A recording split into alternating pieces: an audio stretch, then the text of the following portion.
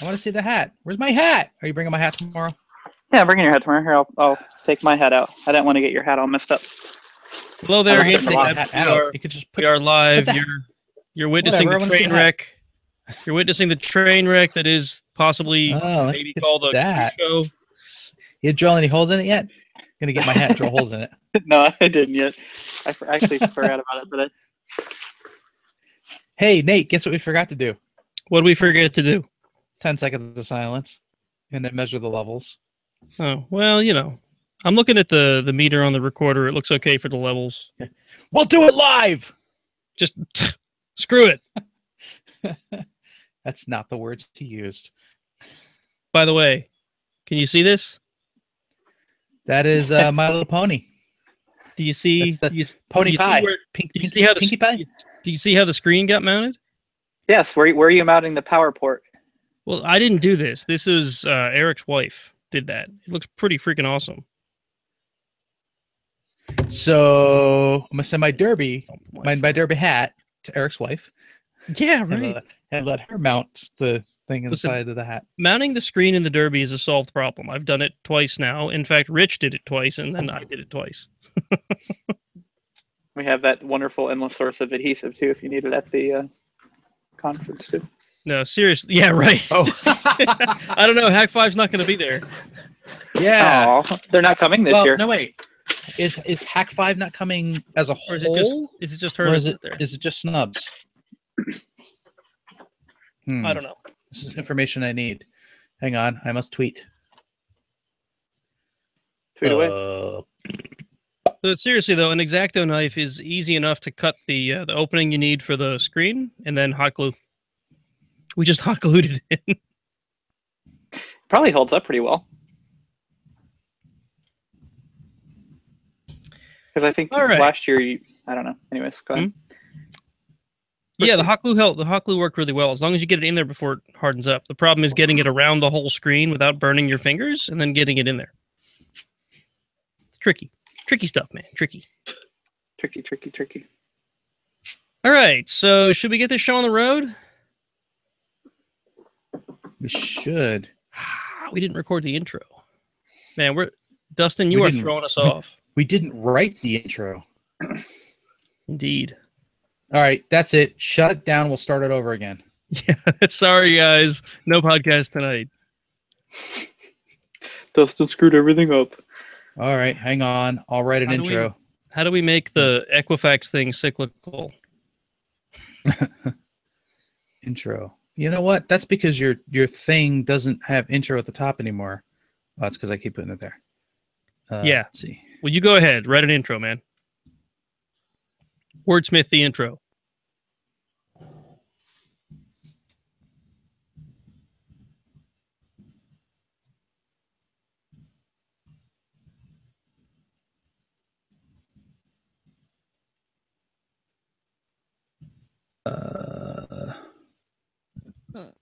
And by luck, while we all watch you type the intro, we get 10 seconds of silence that I can use for noise cancellation later. Oh, well. I will mute my mic so you have silence. No, the point is I need the background noise because it uses that as a noise profile. Oops. That's the wrong kind of background noise. Where's the kaboom?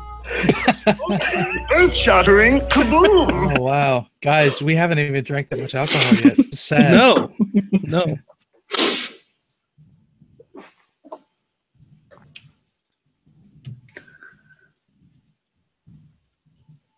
Don't drink in podcast? Is this like a public service announcement? Well, maybe you should drink in podcast. Yeah. There's that other podcast. Are we allowed to talk about other podcasts? Yeah, well, I mean, in a positive way. Yeah, Drunks and Dragons. They drink purposely. Jason introduced me to them.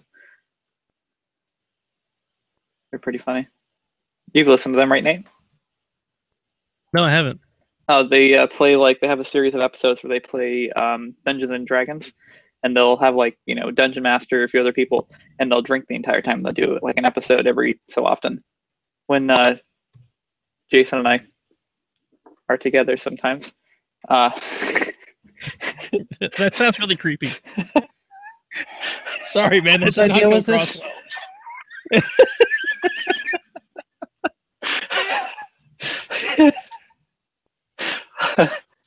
I try not to omit anything. Do not accuse me. I have to shit. Anyways.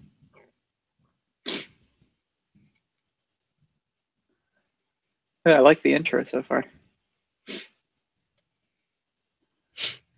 I'm going to try to warn people not to tune in yet. Well, can't you edit the? Oh wait, it's live. Damn. Yeah, this is live. You know, the news stations where they broadcast, they have like a 5 or 10 second delay. Maybe you should get Yeah, like right. That's what we like a 5-minute delay. There's still time. That'd be funny.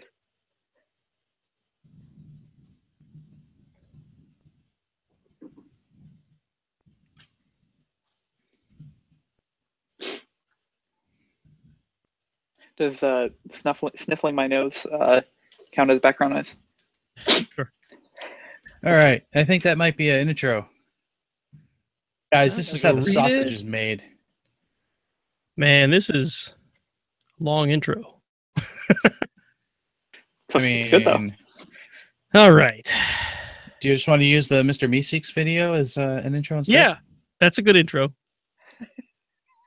You have to also get the quote of, or actually the scene at the very end of that episode. Although that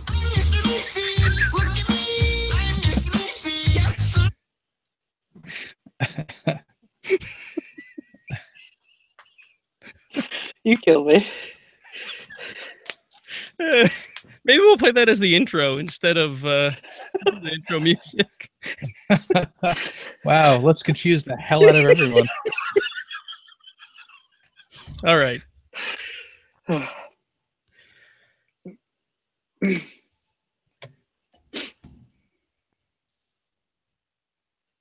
What's this C thing? It's not gonna. Well, I guess it's just the intro. Doesn't matter.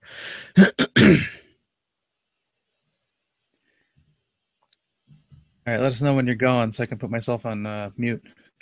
Yeah, I'm just trying to read over this before. Listen to this professional guy. What? Prepped. I'm going to be sleeping over here. Okay. Red leather, yellow leather. Red leather, yellow. All right. Those guys who monitor your data lost your data. Irma brings out the helpful in everyone. Mario gets a new job. What's this C thing? Linux hides Windows 10 malware. Oreo saves the day, and we talk snakes with a guest tonight on the Iron Sysadmin podcast, episode 23. All right, I think we actually got an intro. You guys can unmute now. Yay! Now we need music. Now we can play the actual intro.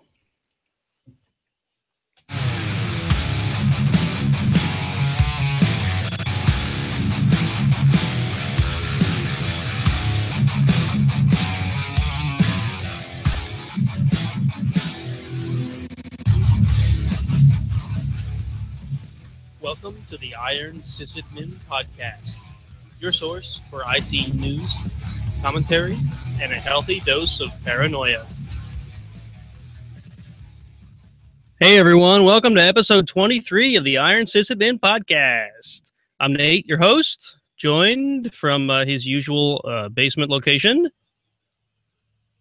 Oh, that's you. me. Go. That's you. That's me. Yeah, That's totally you. Yep, cool. Jason's here too. And something out of the ordinary, we have a third person tonight. Would you like to introduce yourself? Hello, I'm Dustin. Thanks for having me on. Hey, not a problem. Dustin's going to help us out with our main topic tonight because, I mean, I'm going to be completely honest. We are all slammed trying to get the Derby done and get everything else, well, in life done between now and DerbyCon. And we didn't have time to really...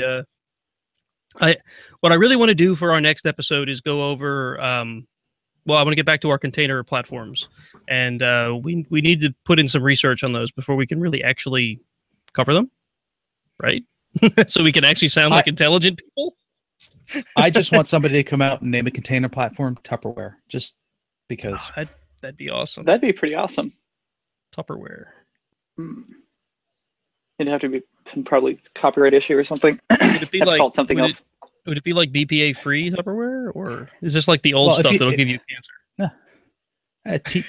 TUPR Oh yeah, WRE or something. No. Tupperware. It starts with a silent X. Oh, it starts with silent X. Okay, well done. All right. I mean, avoid any copyright issues. Right. So I guess a lot's going on this week. We have a ton of news articles, so I guess we may as well just go ahead and get started. Did you guys hear about this whole Equifax thing? no. What? What's an Equifax? No? Didn't we get rid of fax machines? No, there's no fax machines involved. Are you sure? Because Maybe. it's FAX in the name. You know what? Maybe there were at one point fax machines involved, and that's where the name came from. I don't know. Wasn't there a Maybe Fox now too? we that was Carfax. Yeah. I don't think there's an Equifax. Maybe All there right, is. Yeah. Not yet. So Equifax, 143 million people lost their data because oops, I guess. Yeah, I mean, I guess the true the true story of what exactly occurred here hasn't quite come to light yet.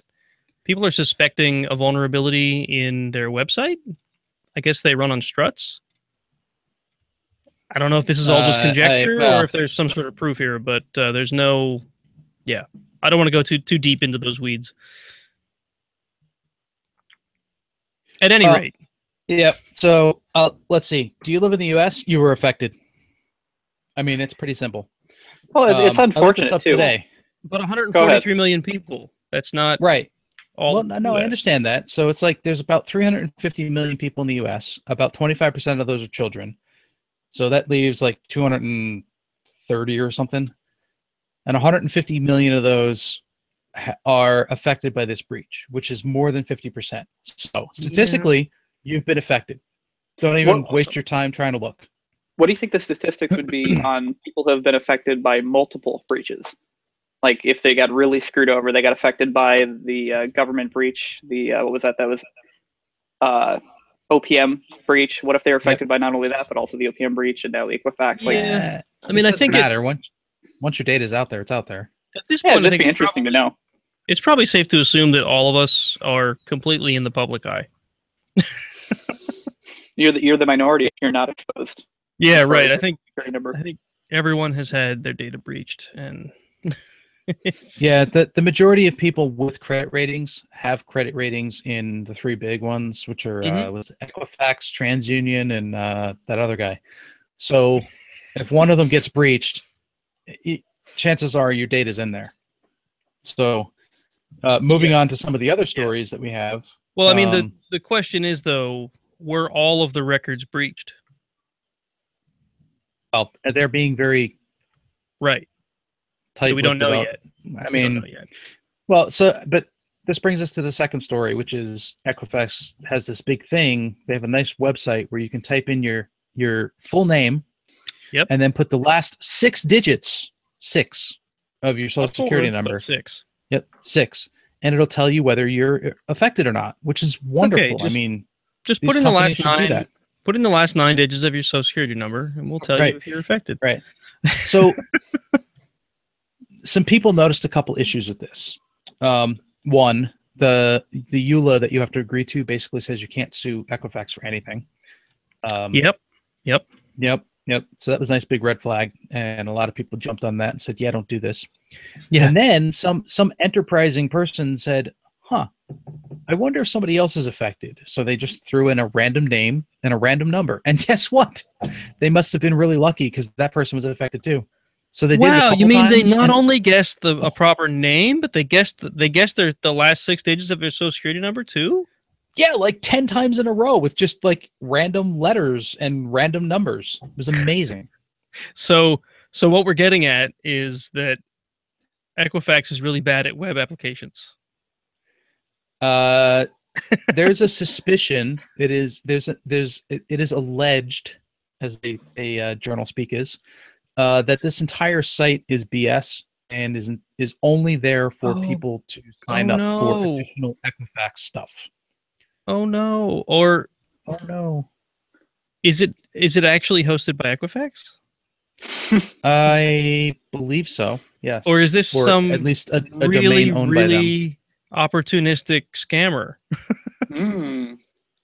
Or is it a psychological thing like Facebook does to their users? Do they link the thing? It was in EquifaxSecurity2017.com apparently. Yeah, I'm looking at it now. It's got their logo at the top. That doesn't sound like a phishing domain at all. But yeah, it's basically this big site to get you your free credit monitoring.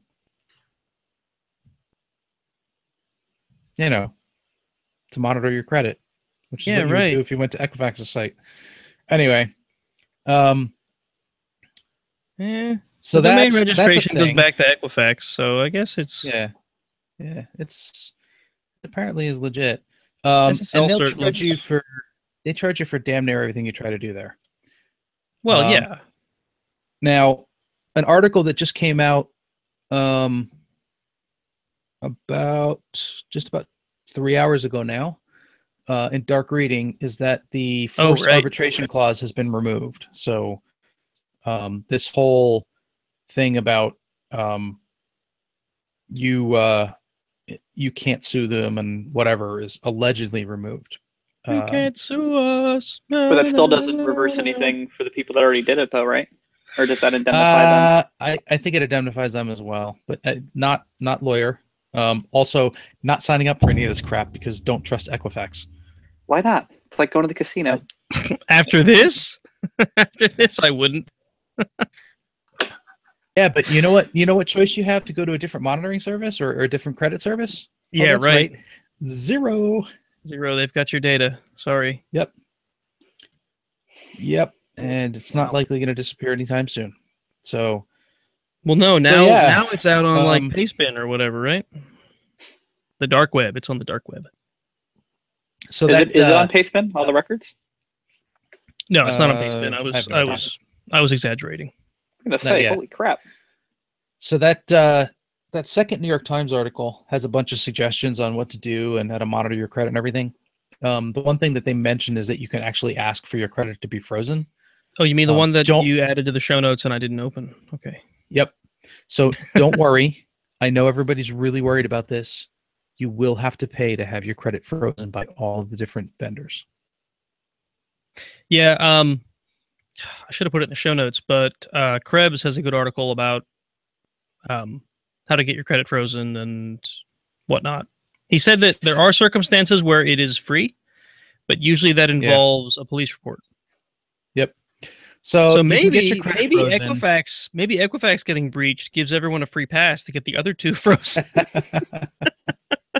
So the way this basically works is that you freeze your credit, and anybody who tries to check your credit report will get back a notice that they can't see your credit. Yeah. Which I guess is okay, but every time you want to do something that requires you to unfreeze your credit, you have to go through the whole process. Right. Yeah. So I guess and there's usually a charge. I guess like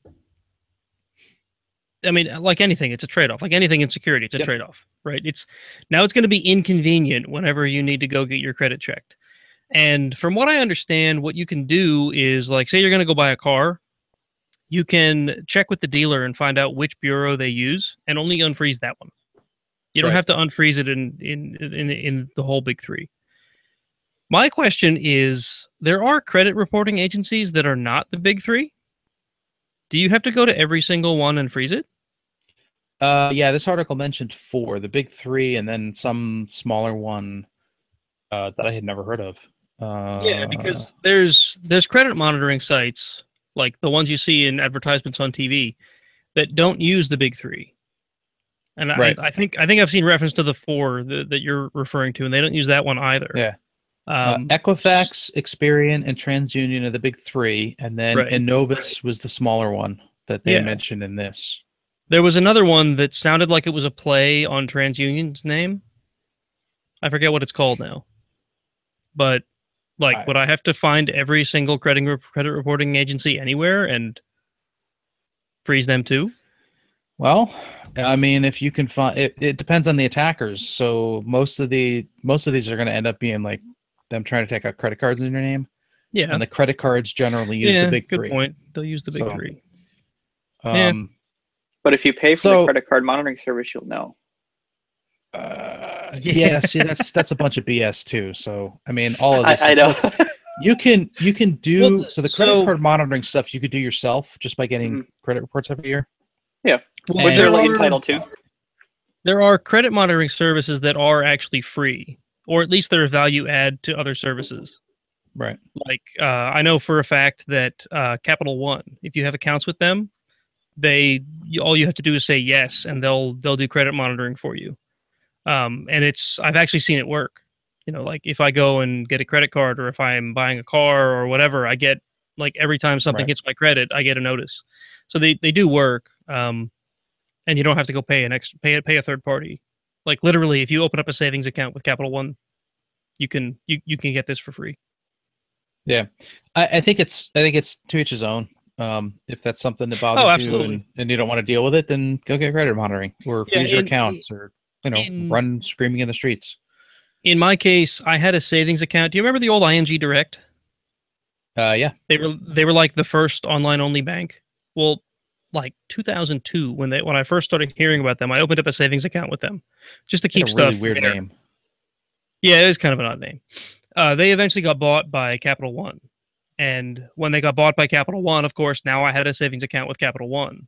And one day I logged into it to put some money into it or something, or probably take money out of it. And, there was the credit monitoring. All I had to do was turn it on. So, yeah. Yeah. And now you're protected from Vikings. Now I'm protected from Vikings. So, I mean, I won't be coming for your credit anytime soon. You got to be careful of the Vikings. I mean, the Vikings are a problem. Well, I mean, we do have mead, though, so. I don't have any mead. I have beer. Beer with coconut in it, which is weird. 2 weeks. MeadCon. 2 weeks, then we'll have mead. Yeah, yes. Mead. So moving there's another link that I put in here in the show notes after all of the links we have for the the Equifax stuff. Equifax. Yeah. This I have no idea how to pronounce this domain. Kalzumas? No, whatever. This guy apparently at one point worked like in his spare time because he somehow enjoyed it. Ghostwriting letters that people could send to banks and whatnot for like my identity's been stolen, someone opened up an account in my name. He basically gives you a whole bunch of tips and hints about how to deal with that so that you're covered from a legal perspective as well as actually, how to most efficiently get rid of, bogus accounts that have been opened in your name and whatever. The most important things that he mentions is, one, you're not responsible for the money that people have taken out in your name. So don't let them convince you that you are. And two, I forgot my second point. Oh, two, they do have to close the accounts for you, and don't let them convince you that they don't. But this is a very long-winded article. It's got a whole lot of detail. I recommend it for anyone who's battling identity theft, or if you just want to keep it in your back pocket for in case it ever happens to you. It looks like very good information. Mind you, I haven't been through any of this, but I saw it come across as a tweet, and a lot of people who I respect thought that it was worth sharing. So for what it's worth, there you go.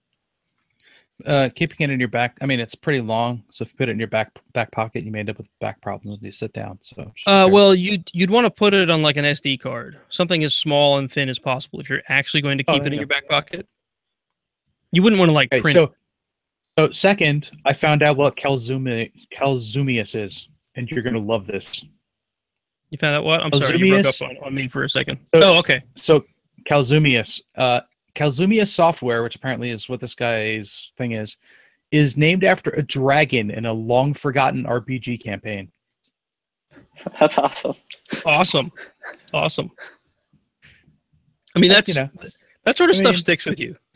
Props. That sort of stuff sticks with you. All right. So maybe you've heard that Florida is being, or maybe has been, have the storms passed now? Apparently Mother Nature was trying to knock Florida off the coast of the U.S. Well, you know.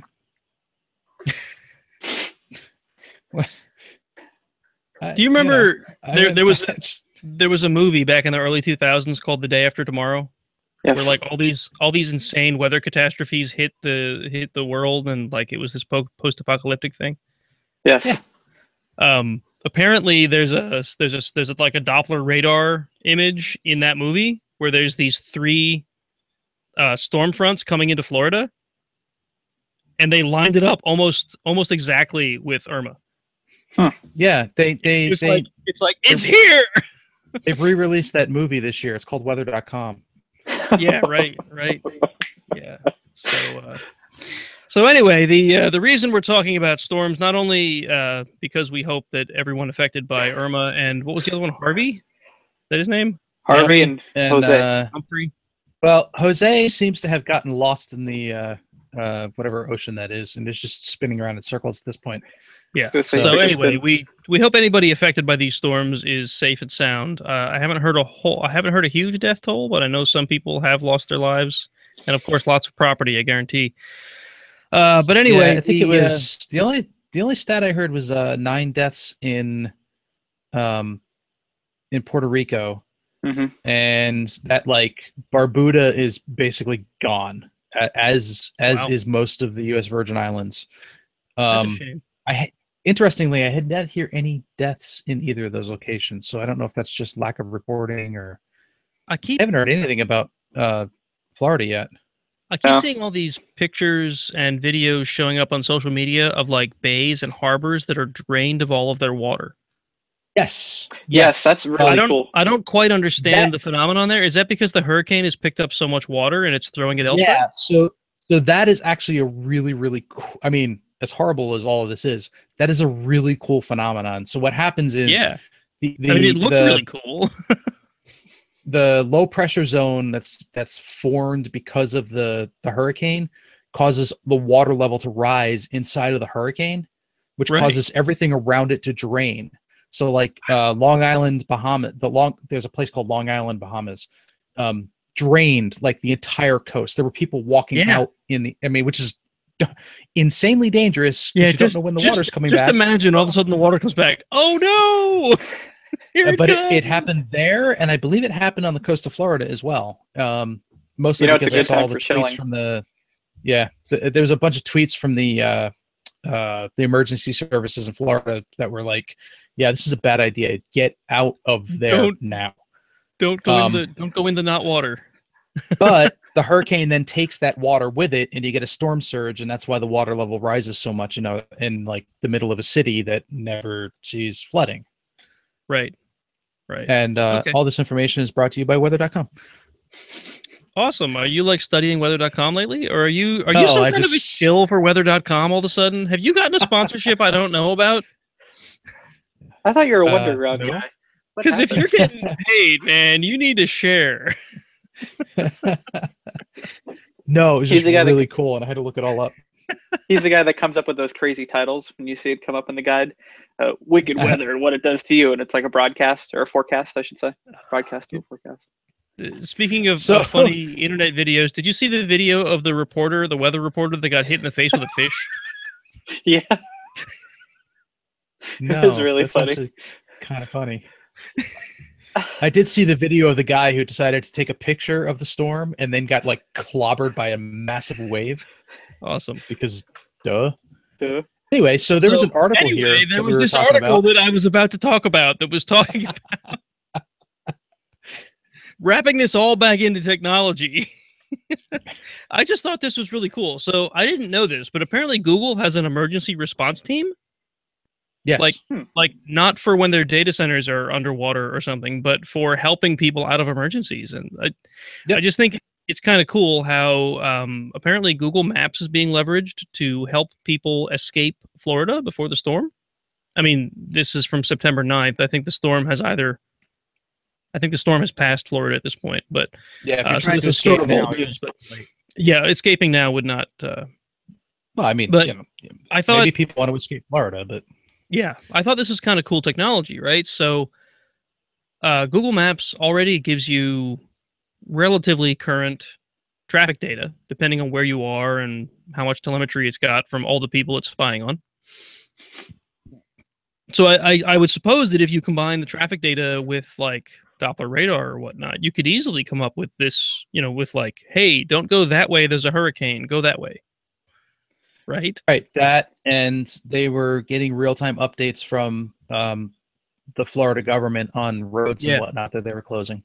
Yeah. Pretty So cool. I mean, I'm curious. Google Maps is updating immediately. Was this just like in the form of I open up Google Maps on my phone and I'm start navigation and it reroutes me if there's like a road closed? Yes. That's pretty cool. Yes. So the same way that Google Maps will like tell you like there's a shorter way to go because like there's an accident in front of you. Right. It'll do the same thing. So they update the map and say like now it's like the road in front of you is gone. Go the other way. Do not drive forward. Yeah, I mean, it wasn't like this was happening necessarily during the hurricane. This was like when people were trying to leave. But yeah. Yeah, right. Right. I'd imagine that information from inside of the storm was a little more difficult to get to. Yeah, they mentioned a couple other tools that they suggested people use, which was Gas Buddy and Expedia, and then apparently Comcast Xfinity Wi-Fi hotspot finder. You know why that is, right? Whatever. Comcast actually said they opened up, I forget how many hotspots for free. You didn't have to have a Comcast account to use it. That's probably why they're telling people to use it. Just to get people online so they can. But it expires on the 15th. So they can't leave it open forever.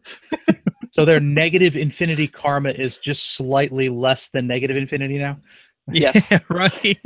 This one little act of kindness has, you know. If you have power, if your friend's house has power and they're a Comcast customer, you have free internet. Right. It's awesome. Briefly. Until their house loses power. Right. Right. Thought that was funny. Whatever. There were a couple companies that made a bunch of stuff free because whatever. So, hurricane things should be free.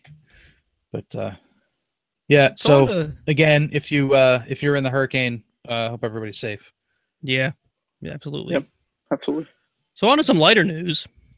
Yeah. Oh, finally, we get to the real news. Yeah. Right. You guys remember everybody's favorite plumber from the 1980s?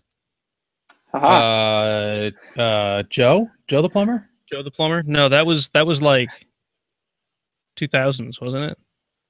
I don't know. I think that was like the 2008 elections. Maybe. I don't remember. When Joe the plumber became a buzzword. God.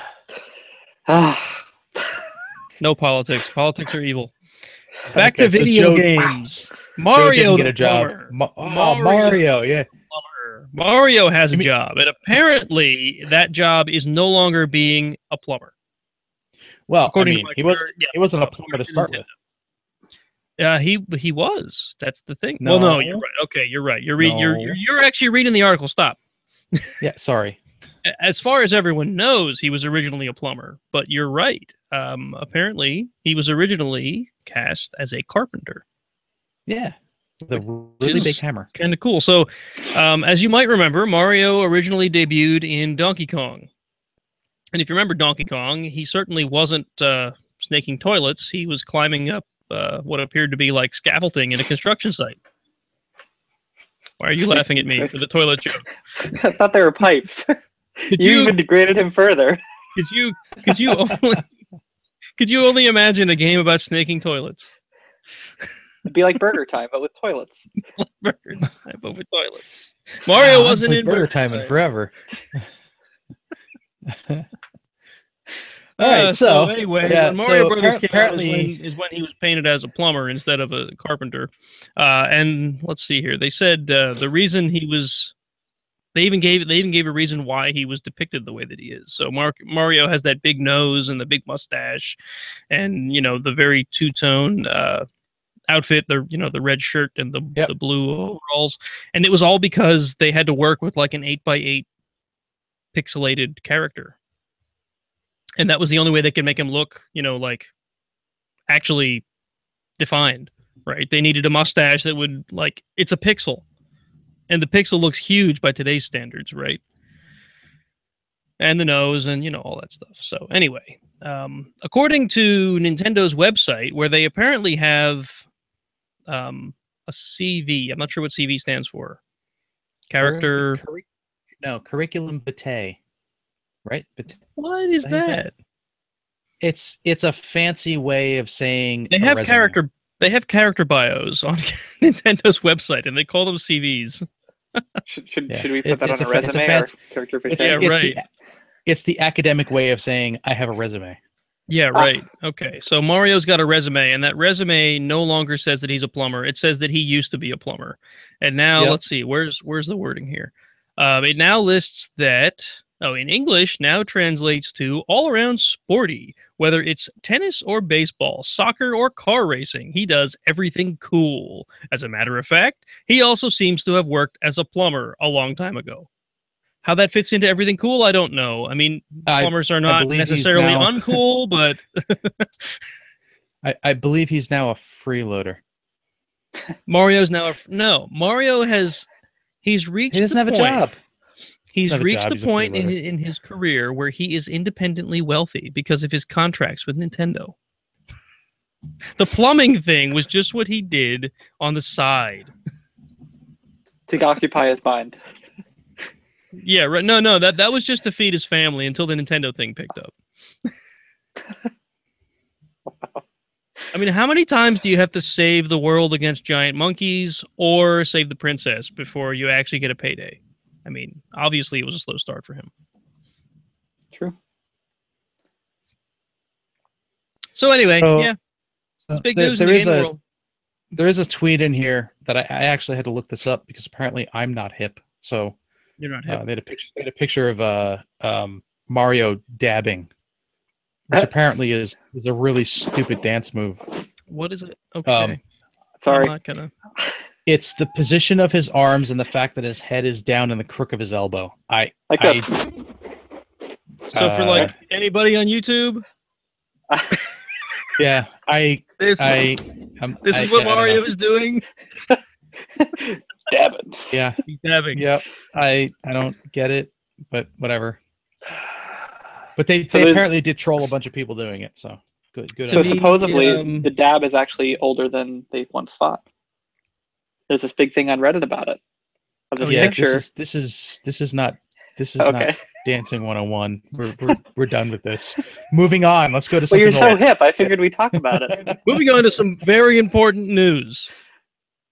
Very important. Okay, so you guys might remember the article that I threw in 2 weeks ago about how, oh my God, you can shut down your Mac from the command line.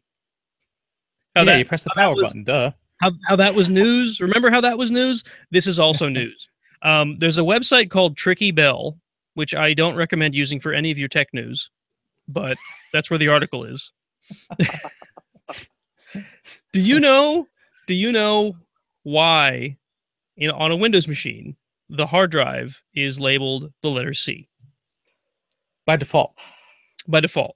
Obviously, well, can that be changed? Can you make the main drive something other than C now? Yes, you can. So, okay. So Dustin, I know you've read the article, but you've read it now. What was your comment previously? I'm embarrassed to admit. If I could get it out of the recorder, I would play it back, but I can't. It'll be in the outtakes, folks. I will man up. I will say it. C is for computer. yeah, that would be wrong. So Dustin, without digging too deep into your because there was a info, second answer. There was a second answer. What was the other one? What was the other one you said? I forget what did I say. Because it was written in C. Oh no, no. It could be written in C. It could be written in C, right? Yeah. Something could be written in C. I don't know. That might have been. See, I don't understand the history. Was there even C in like the very early GUI version, or what was that? Because they had to have some kind of objective language. C's been around for a long time. Yeah, C's been around for a very long time. So Dustin, I don't want to dig too deeply into your personal info, but I just want to know like a general ballpark number. What decade were you born in? How old are you? Is this a job interview? I don't need your actual age if you don't want to give it. Fine. But have you hit the age of 30? I'm looking for comparison here. No. Have you hit the age of 30? I will make it easier for you. I'm not a Generation X. I'm not an Xennial, but I'm a millennial, unfortunately. Or fortunately. I don't know how you weigh that. So where did we find this guy? How did we let a millennial on the show? I don't know. I was born in the last year of the 80s, so technically I'm an 80s baby. Oh. That'll give you a clue. It's not that far off. No, not too bad. But I guess it would have missed the DOS days. So yeah. Well, I mean, I'm sure he's used DOS, but what it really missed was what the hell was there before hard drive days? Yeah, right. Yeah. Right. I only caught the tail end of that. And I was born 9 years before you, so it advanced pretty quick. I actually came across some stuff that was purely memory based like that when we were cleaning out some technology at this place I worked at, and I was very perplexed by it. I said, "Wow, this is really interesting stuff." The Tandy, I forget what it was, but it was just a basic computer portable thing anyway. Yeah, probably the color computer. That was the first machine that I had. It was a Tandy color computer. No, this is a portable one. I don't know what it was called. It was like first portable, and there were no batteries. Oh, they're not portable. Oh. That you're talking about one of those that's built into the keyboard, right? Essentially, it looks like a big fat keyboard. Yeah, it's like that big. Yeah. Tandy color computer. That's what I had. Okay. It had no internal disk drive or anything. It just like there was a ROM that contained BASIC basically, and when you booted it up, you could do a BASIC prompt. You wrote your programs, or you could save them to floppy disks. Mm-hmm. Right. So for anyone listening who doesn't know, the first drive letter, or I should say the default drive letter for C came because that was in the days when there was a time when computers did not boot from hard drives. They booted from floppy disks, or all your programs would run from floppy disks. And as you would expect, the first floppy disk you put into your computer was labeled A, and then the second one was B. And nobody really had more than 2 floppy disks. I mean, you could, I suppose, but there wasn't much reason. The only reason you'd need 2 is either if they're 2 different sizes, 3.5 and 5 1/4, or what is it, 8-inch and 5 1/4? Is it 8 or 8.5? I think it's 8, right? It was 8-inch. 8-inch, right? I've seen them once. I've never actually used them. So I suppose you could have 2 of the same size if you were like duplicating floppies or whatever, and that was probably a common thing to have happen. But anyway, most commonly you'd run into a computer that had 1 or maybe 2 floppy drives. So there were A and B, and then C was your hard drive, because that was the logical progression, right? And then any disks you added after that went on, D, E, F, G, whatever. So when machines finally got rid of their floppies, because you don't need them anymore, they didn't replace A and B with your hard drive. They just stopped using them because Microsoft and its backward compatibility is insane. You guys remember the days when they had the dual CD-ROMs?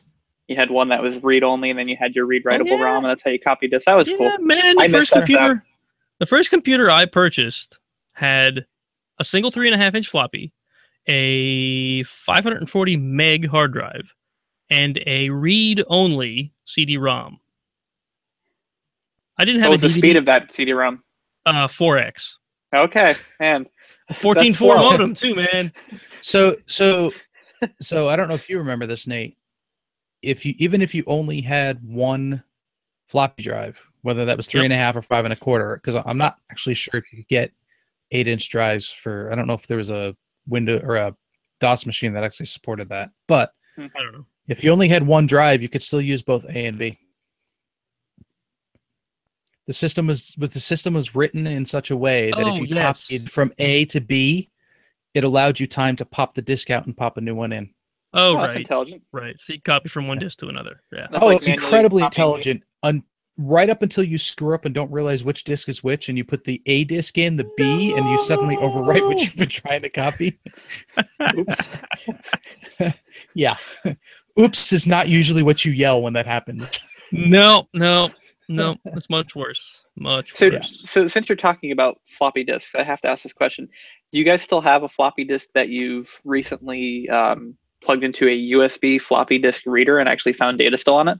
Like, what's the life of data that exists on a floppy disk? I know like a CD is like 10 years, they usually say, until you start having degradation of files. Yeah, so floppies you could get a couple years out of. Okay. I could go retrieve them on the other side of the attic that I'm in.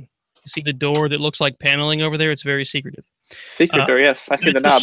That's the storage side of my attic. And over there is all of the BBS software that I ran back in the day. And most of it is still on floppies.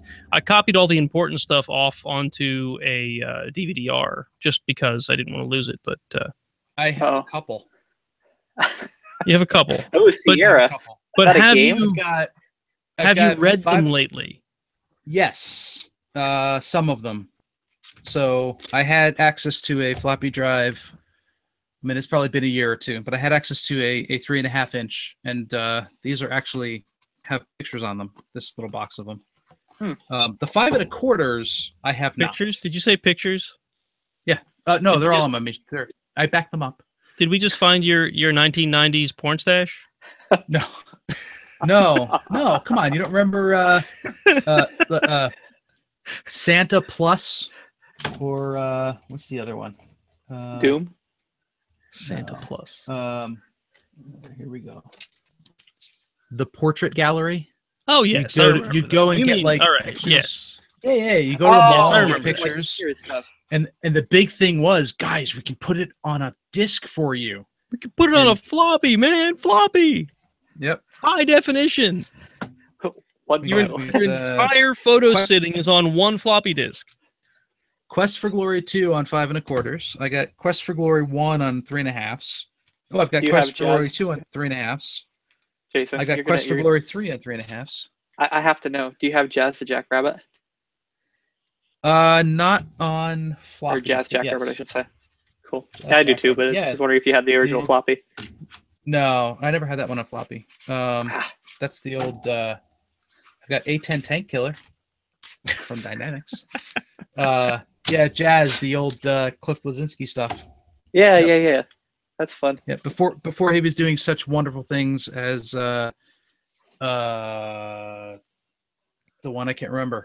What's he doing now? He's doing some new crazy first-person, insane online thing.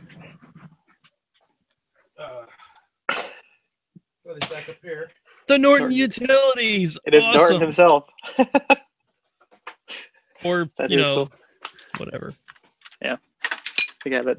Always made you feel safe. Gears of War. That's what it was. Gears of War. But yeah. Yep. Still got floppies.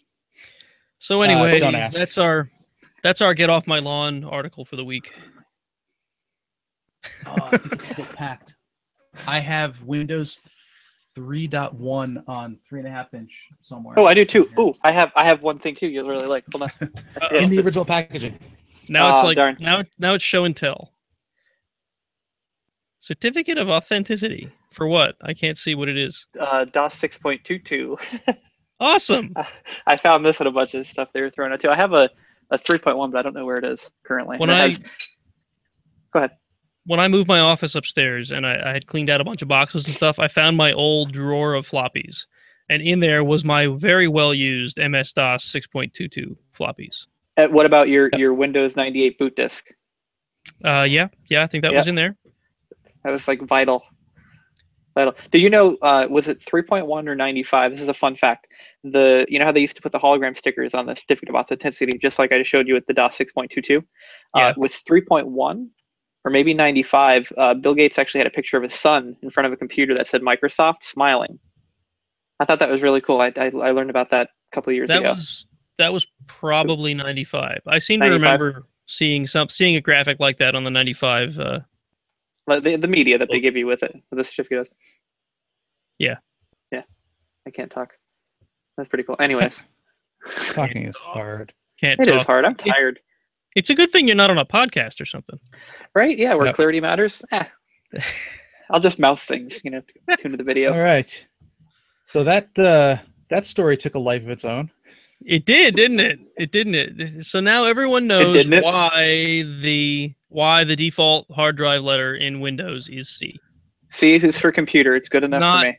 It's not because C is for computer and computer is for me.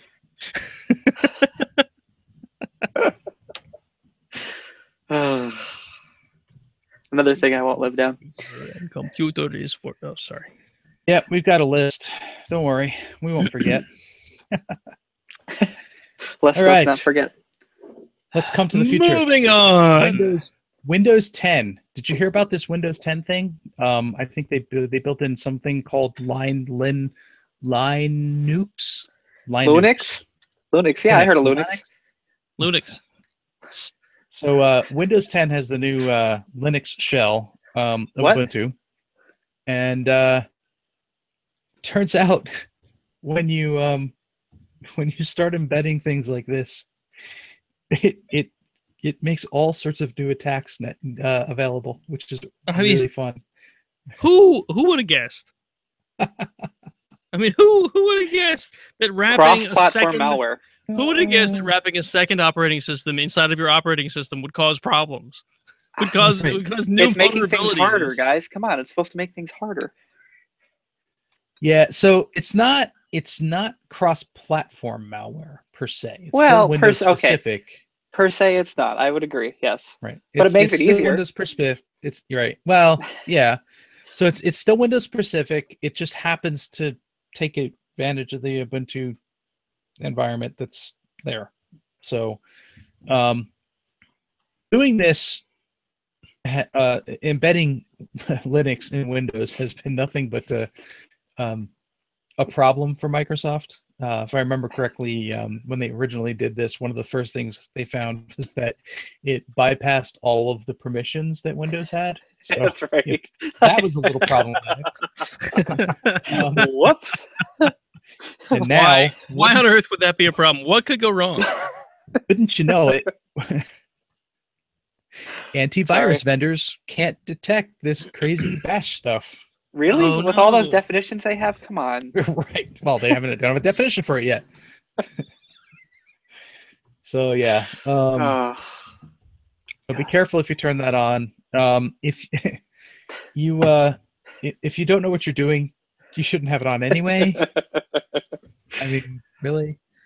But yeah. But it's a cool new feature. Why wouldn't I turn it on? Yeah. I got nothing. I got nothing. Nope. All right, time to switch operating system. Let's talk about this new Android thing. New Android. Oreo. Listen. I listened to Mashable Tech in the morning, and they didn't tell me a thing about a new Android. Why? Never listened, so. Neither do I. It's a pet peeve of mine. I've started listening to Mashable has a daily tech podcast, and it's like every time Apple sneezes, they have a report on it. They've got all kinds of conjecture about the next iPhone. They've got all kinds of this, all kinds of that. They had Android 8 dropped, released. Wait, it's been installed on my Pixel. Right? Hang on, Apple sneezed? And Mashable still hasn't even mentioned that Android exists. They're not sick, are they? They might be. I hope Android. Go back to the Apple thing. Are they okay? Is Tim okay? Who's sick? Hey, they're having a thing tomorrow. They're going to announce the new Jesus phone. Yes. You freaking Apple fan. He's got a watch too. Oh yeah, they are. Yes, that's right. Are they actually going to launch a watch, or was that just a rumor to get people excited? I don't know. Everything's a rumor until they already launched a watch. Well, that's right. New version of the watch. I had to think about that for a second. What do you? Yes, Series 3. They have a trebuchet and everything. Oh God. Never mind. This is going off the rails fast. So you had a reason to bring up Android. Can you please tell us why? Yes. Apparently, And this sort of fits in. So my understand, I don't follow Android very much, so feel free to correct me. But when Oreo was announced, it was basically announced as, we've rewritten Oreo. It's the most secure operating system in the world, and everybody has to have it, and it's going to fix everything. And don't forget, they really rewrote the entire thing. Was it because of the whole Oracle lawsuit? Right, that whole speculation. All I know is that version 1 of a rewritten operating system is almost never secure, but whatever. Fortunately for them, it fixed a bug that nobody, I think, knew about. Something called an overlay attack, which is I've seen this on websites. This is great.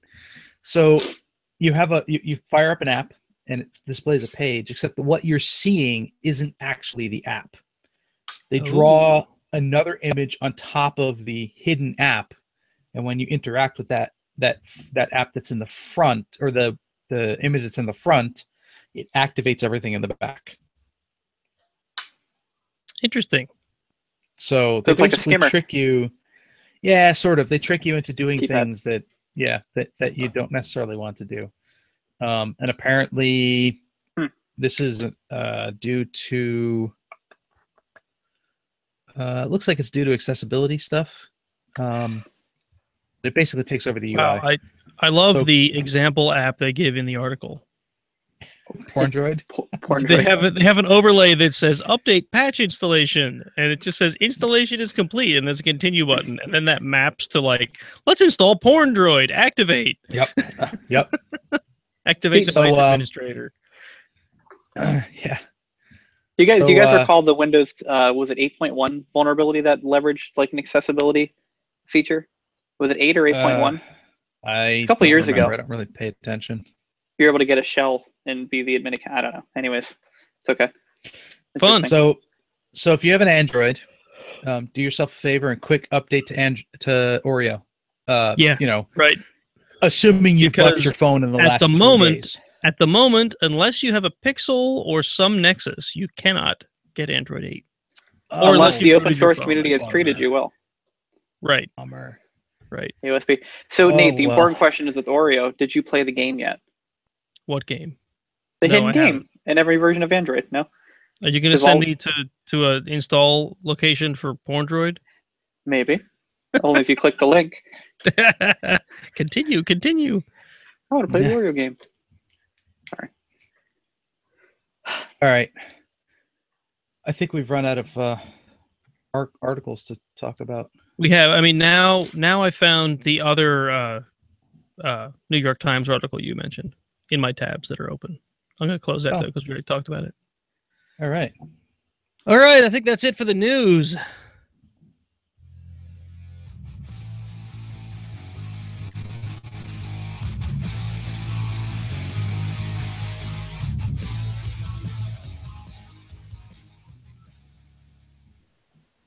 That fancy transitions and everything. We are real. So have you guys heard about DerbyCon?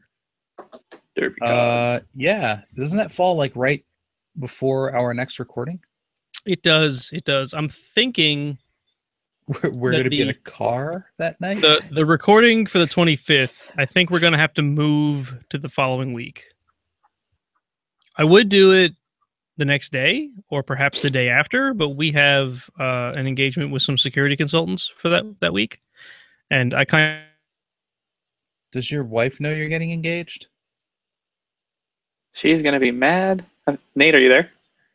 No, we lost him. Don't... Wait, he's back. No. Oh, wait. Oh, this is fun. Right, he's going to blame box. I know. He's going to blame us. Look, you can see on YouTube, we're the ones that are working. It's Nate that isn't. But he sounds great. Love it. Yep. Dum-da-dum-da-dum. Where's our music now? Cue the hold music. Yep. Like the standby they have on broadcast when you have issues. Boop. The broadcast will resume shortly. Oh, he vanished. Wait, he's coming back. Who invited that guy?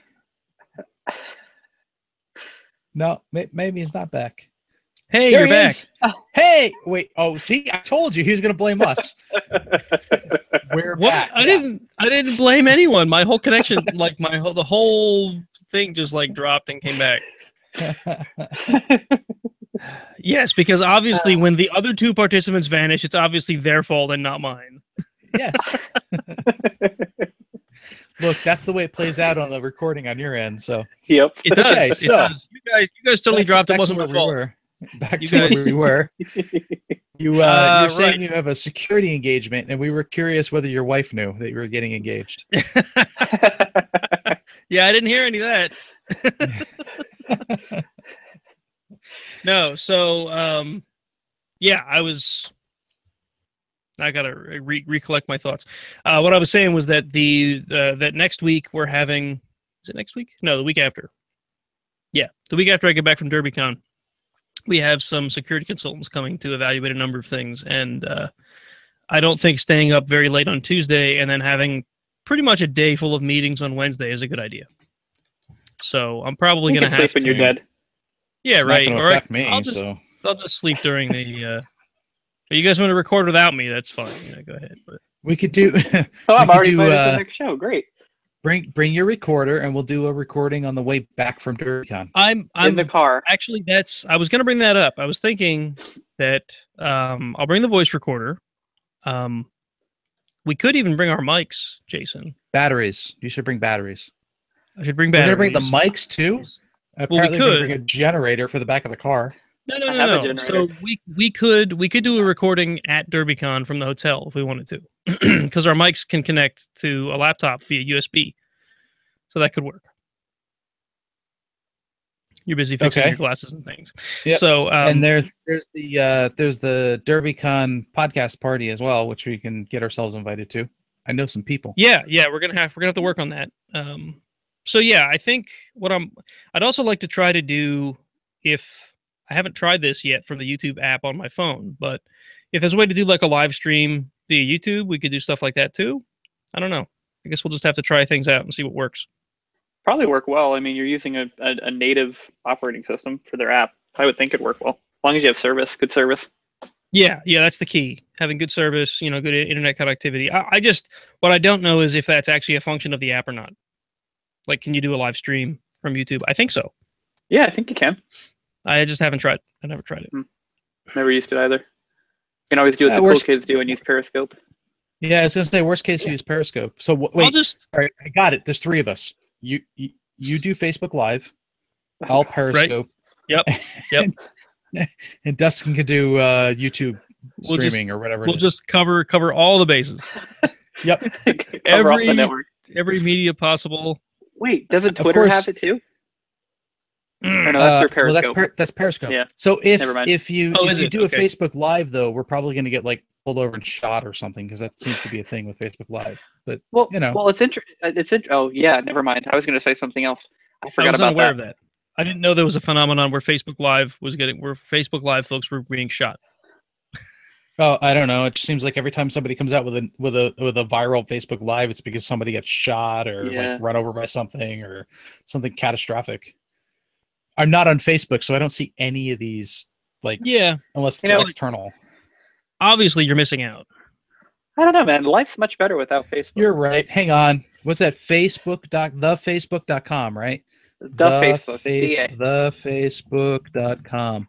I don't want to know what happens if you go there. Because they reroute you to Facebook. Does it? So they own it. That's good. Are you sure they own it, or is somebody just redirecting? Is this an overlay attack? It's an overlay attack. They're totally stealing your data right now. Overlay attack. Okay. So yeah, DerbyCon. Hopefully we'll have some cool stuff, or maybe we'll just be too lazy and be dealing with the derbies and drinking a lot, and you won't hear anything from us until we're back. I don't know.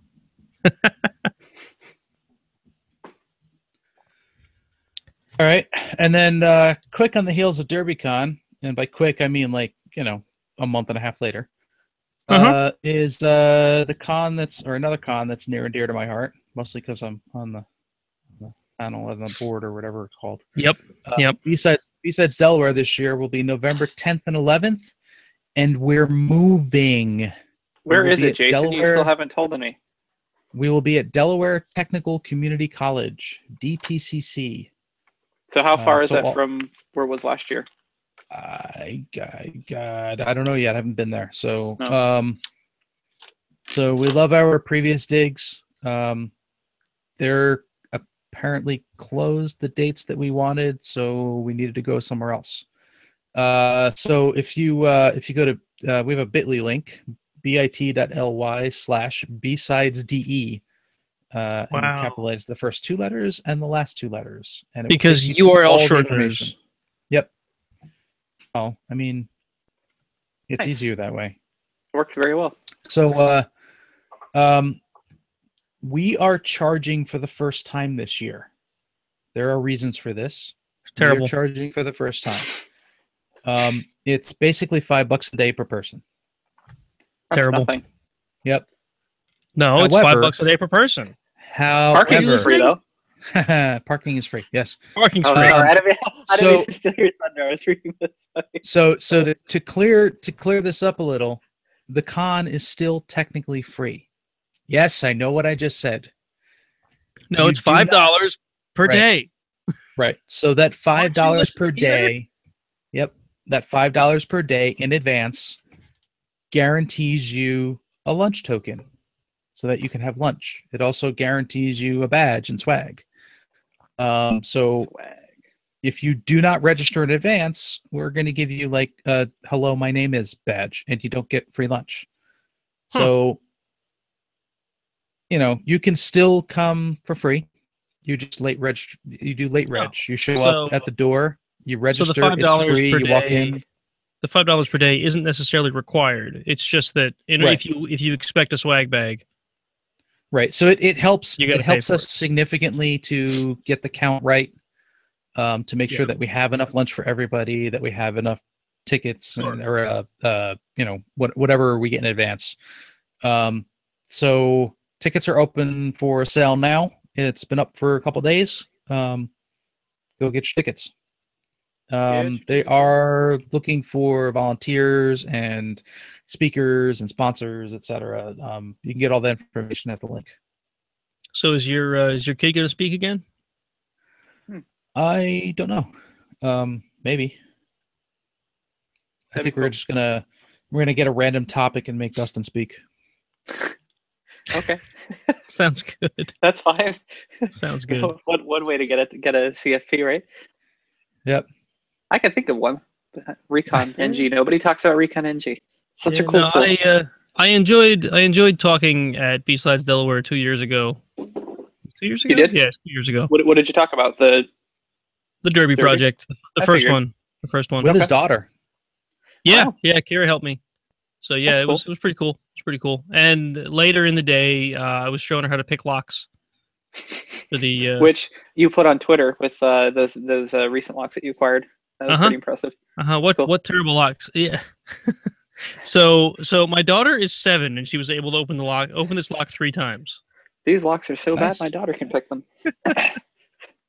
What was it that I referred maybe your to daughter's really good at lock picking. No, these locks. What was the word I used? I said they were shameful. They are shameful locks.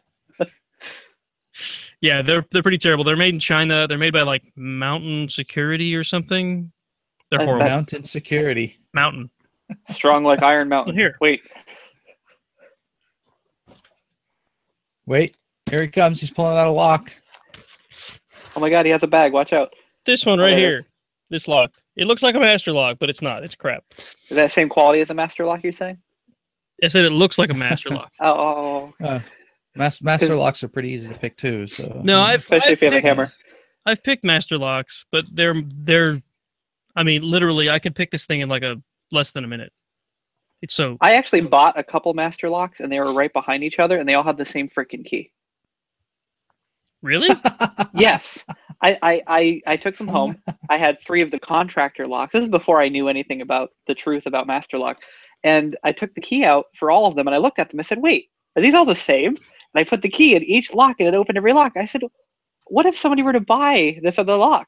The other lock behind it or the set after that? They all have the same key. I guess it's the same argument with like the wireless with a car. Like there's a back in the 90s there was this argument where they could take like a certain frequency, assign it to that car, and put some kind of ID on it, and the ID would be unique enough where that same car wouldn't be the same vicinity of the other car. So I guess that could be said the same with the locks. Well, this guy's going to buy a lock for his house in here, and you live 10 miles from him. You guys won't know that you have the keys for each other's locks. I don't know. I just thought it was really poor. Supposedly, auto manufacturers back in the day would key the door locks. Like, yeah. Wow, live picking. Live lock picking. Literally, that took me about 20 seconds. On a Sysadmin podcast. Wow. Impressive. We are well-rounded. Well-rounded indeed. Okay, Jason, your turn. Get your Rubik's Cube out. Yeah, no. Yeah, same. All right. Let's see. What's next? Next on the agenda. Oh, master of the agenda. Now I got to go bring the... No, I was busy picking locks. Come on, man. I don't know. You were talking about something on here about Netflix and Disney, and I have no idea what you're talking about. Yeah, so... All right. I'll just present this in the simplest way possible. I want to see how you guys react to it. I don't know if you've heard the news or not. I disagree. Scared. So Disney, as you all know, owns the rights to many, you know, like fairy tale worlds and whatever, and they have been making children's movies forever. And games and selling out. I'm sorry. Go ahead. Yep. And so now they also own Marvel, right? And they also own Star Wars. I didn't know they owned Marvel. When did they acquire Marvel? They own Marvel. All these superhero movies that are coming out, really? they're all Disney. Yeah. I didn't know that. Years ago. Huh. So, there we go. Shit. Damn millennials. Popped it again. So anyway, oh, God.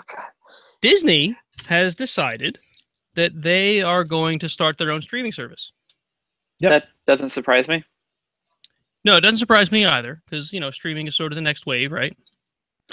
Well, let me put my crappy lock back on my backpack and put away my lock picks. Somebody doesn't steal that lock. Yeah, right. Right. No, so I was, well, I don't want to derail too much. Disney has made it clear that once they have their streaming service up and ready, they're going to revoke privileges for Netflix to stream their content. So, like all the superhero movies, all the Star Wars movies, all the Disney movies, they're going to disappear off Netflix. Yeah, which is I mean, it's not like they haven't done this already with other things. No. Yeah, so you know, Disney movies started disappearing from normal TV as well when the Disney Channel came out. Right. So I guess the reason I have left it a blank of opinion for now is because I'm curious how you guys react to this. How do you feel about Disney taking all of their content and putting it on their own streaming service? I guess I'm going to find new stuff to watch. Well, but arguably, Netflix does the same thing. Yeah. Netflix created content stays on Netflix. Yep. So Amazon created content stays on Amazon. True. Right? Yeah. So, do you guys remember the argument when the whole cord-cutting revolution started? Yes. You remember, like everybody was up in arms. Oh, I have to pay $80 a month or whatever it is for channels I don't want to watch. I don't care about ESPN. I don't want to pay for ESPN. So, you know, all I want is my NPR, or, you know, not NPR, but you know what I mean, my public TV or whatever, right? Why to pay for just that? I'd only be paying $20 a month, or, you know, whatever number they've cooked up in their head. If only I could buy the channels I want. Yep, we're getting exactly what we wanted. We have, which is fine. We have now gotten what we've asked for. Yep. To be honest, my first reaction when I read the article about Disney and how they were revoking, you know, their content from Netflix because they wanted their own streaming service, my first reaction was, you money hungry bastards. And then I thought about it a little bit more, and I'm like, you know, this is exactly what we wanted. It's exactly what we asked for. Right. So you're talking about streaming services. So you can still purchase that content on various different platforms, whether that's Amazon or iTunes or whatever else is on, right? Yeah. So right. You could also go buy a DVD if you want to. Yep. When I cut the cord, apparently it was like 10 years ago, which is insane to me, but it was like a long time ago. Before the trend. We actually sat down, or I sat down, and I kind of listed out all of the different shows that I watched. And I went to iTunes and I took the cost of full seasons of every single one of those shows, current seasons, because as the seasons get older, the price goes down. So I took the higher price. They're listed for free on Netflix. Not free, but included with Netflix. Right. Well, this was taking Netflix out of the equation. I was just going to buy the content that I wanted. Okay. And the cost to do that was less than me paying for cable for a full year. Interesting. So I'm okay personally with what's going on. Like, I mean, it's their content. If they want to, take their toys and go home, then so be it. Now, there's a detriment to them as well, where people are they're gonna lose people from like watching their content. Yeah, they are. That's just what's gonna happen. I think Disney's big enough; they're not going to care. No, they're not. They're not. And they found ways to make money too outside of their traditional methods.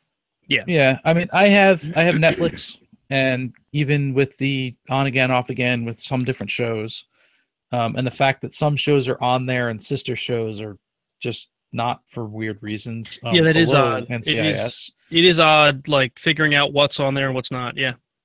Yeah. No, like I just finished watching the latest season of NCIS the other day, which is great. I love that show. But there's a bunch of spinoffs of NCIS on the same network that NCIS is on, presumably by the same people. Right. And those are not on Netflix, which is weird.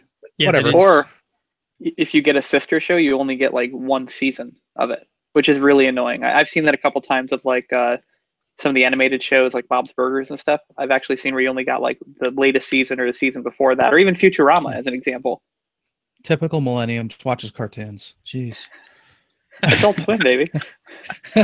Rick and Morty. I have between Netflix and I have Amazon streaming because I have Prime. So I mean, between the two of them, I have more content than I know what to do with. So I don't really care. Yeah. Yeah, absolutely. I mean, I feel like the streaming services that I have give me plenty of content. However, there are shows that I don't get to watch live, and that's kind of annoying. Sure. But, live with it, right? You get used to it. I mean, go ahead. Some of the Marvel stuff, I don't know how that's going to work out. So you've got stuff like Agents of S.H.I.E.L.D., but that's on like Fox or something, right? So that's not Disney making a deal with Netflix. That's Fox making a deal with Netflix. Or with Hulu. But then you've got the original content on Netflix. So you've got Jessica Jones and Luke Cage and Daredevil and Iron Fist, plus the Defenders. All of that is Netflix content. I don't know if Disney can actually take that away. Yeah, so well, my guess is you're talking about the actual movies. Yeah. So we're talking about the Marvel movies and the Disney movies and the Star Wars movies. I know you're gonna miss your princess movies. I know. I am. So you're right. The TV series, I don't know. So like, ABC. Well, ABC's owned by Disney though, aren't they? I think they are. Yes, they are. Yep. And I don't know. ESPN is. So I was thinking of what's that? Once Upon a Time.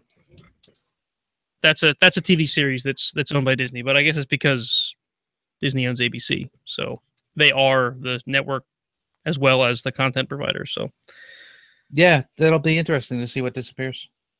Yeah, it will be. I mean, I would imagine that in cases like you cited there, like the Netflix shows and the Fox shows, that's Disney probably has some leverage over that. But if they allowed Netflix to make a TV series, they can't take that away. That's Netflix's content. Like, right. that's got to be really licensing. Yeah. Yeah, if there's one thing you don't want to ever try to deal with, it's licensing. Apparently, this is a pit of vipers. That's right. You have to be a special person to go have to deal with this stuff. Don't do it. Yeah, pretty much. Yeah. But yes, it sucks, and at the same time, I don't know that I care. Yeah. I mean, I think what got me the most was the Star Wars movies. That was a bummer. That whole deal was a real big bummer. I have copies of all of them that either I purchased on DVD or I purchased through streaming providers. So it's not like I'm. What? Yeah. So it's not like I'm going to lose them. It's not like I'm going to lose them, but it is. I don't know. That's like this cherished thing, right? Yeah. So it's still weird knowing that Disney owns that.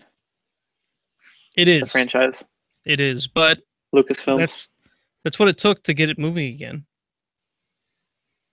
Yeah, yep. Pretty much.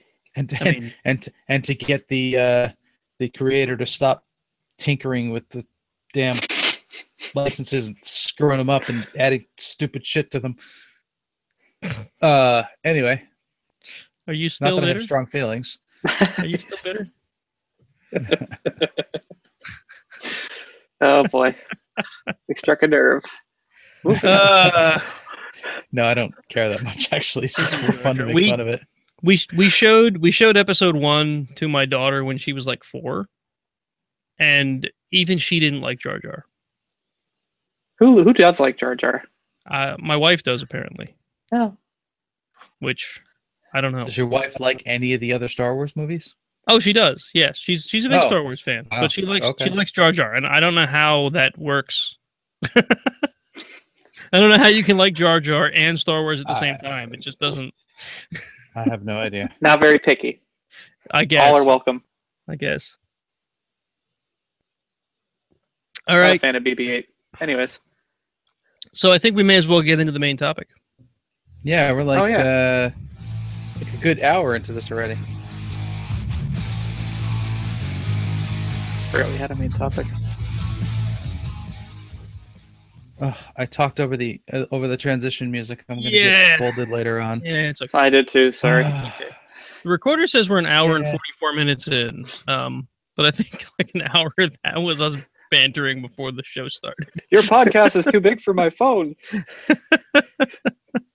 The live podcast is like an hour 15 now. So.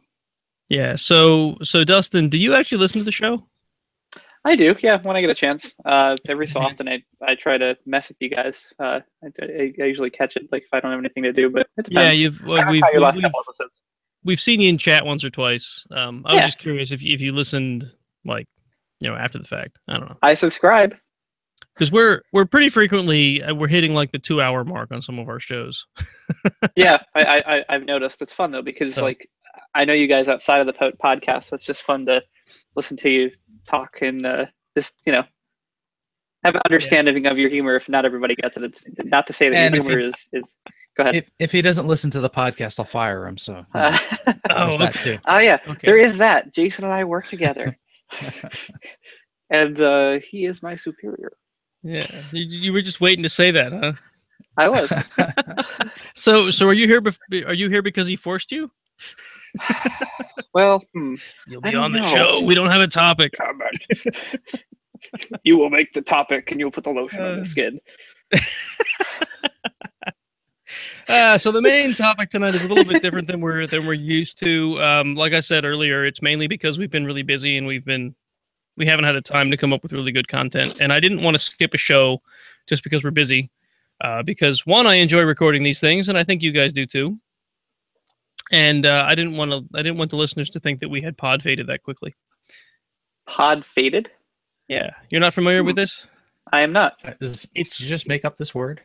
You've never heard of this before? No. This is a common word amongst podcasters. And I know where we can get a good guys are not- definition. The Urban Common. Dictionary.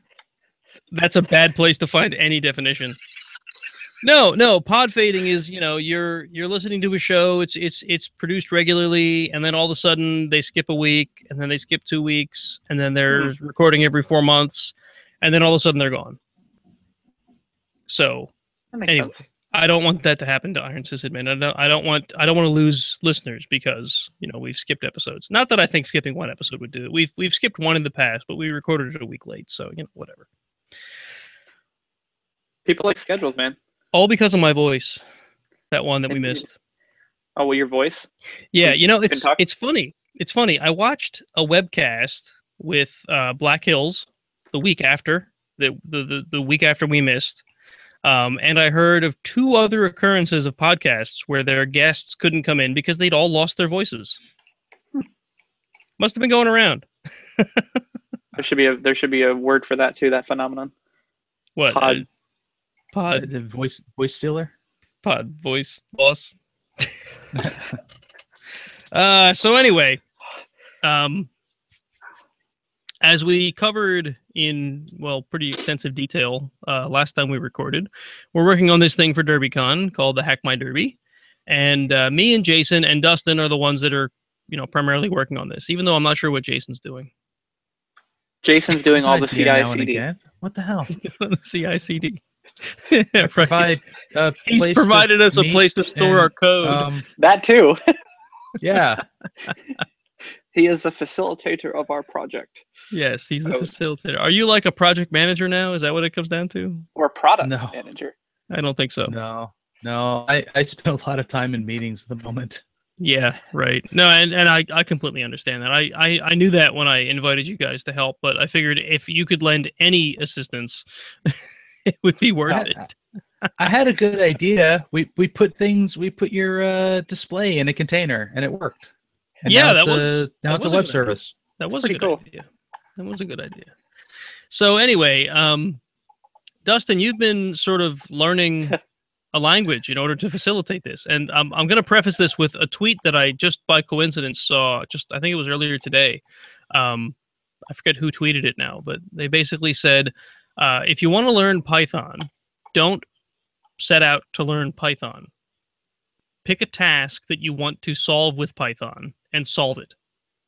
And in doing so, you'll, of course, learn the language. And that's pretty much exactly what you're doing at this point, right? Yeah, it's interesting. My biggest struggle, I have sysadmin background, not much of a programmer by any means. I mean, I've had a Visual Basic class for education purpose a long time ago, but I've never actually used it in real world. Okay, RAID calculator, what big deal? Yeah, you learn it. You're like, yeah, when am I ever gonna use this? Well, with Python, I did like a couple months ago picked up a book from No Starch Press when they had a Humble Bundle about learning different languages, and it was all based on Python, and they had all these different things. Learn Python the easy way, or in 10 steps or something, whatever it was. Anyways, started that, and then I kind of left off of it because my biggest problem is like I don't have like a purpose to write something, right? What is this going to solve? What is the solution going to be? Because it's like if you try to like think of something that you don't already have a challenge for, it's hard to come up with a solution for that challenge. Right. Yeah. Writing "Hello World" in 1,000 languages really doesn't help you any because you're not. It doesn't. There's no motivation there. One, it's boring, and two, it's not really giving you a real world example of something to do.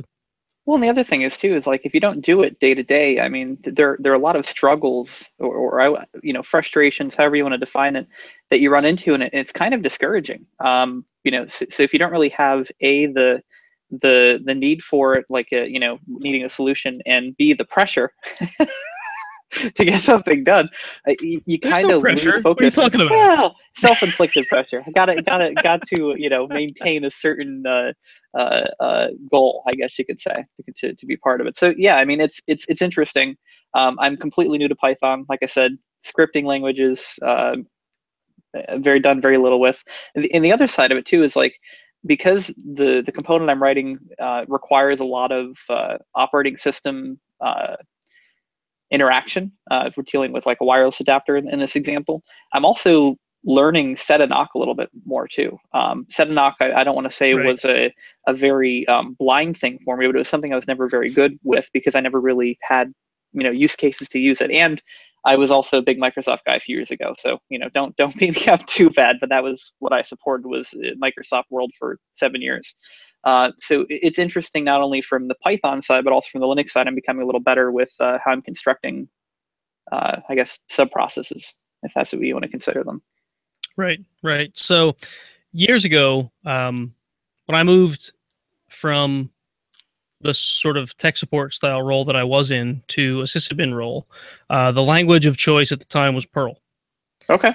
So what I did was I picked up the O'Reilly book, Learning Perl, with the camel on the front. Anyone who knows Perl will know the camel, because that's pretty much what everyone did to learn Perl, unless you were some savant or whatever.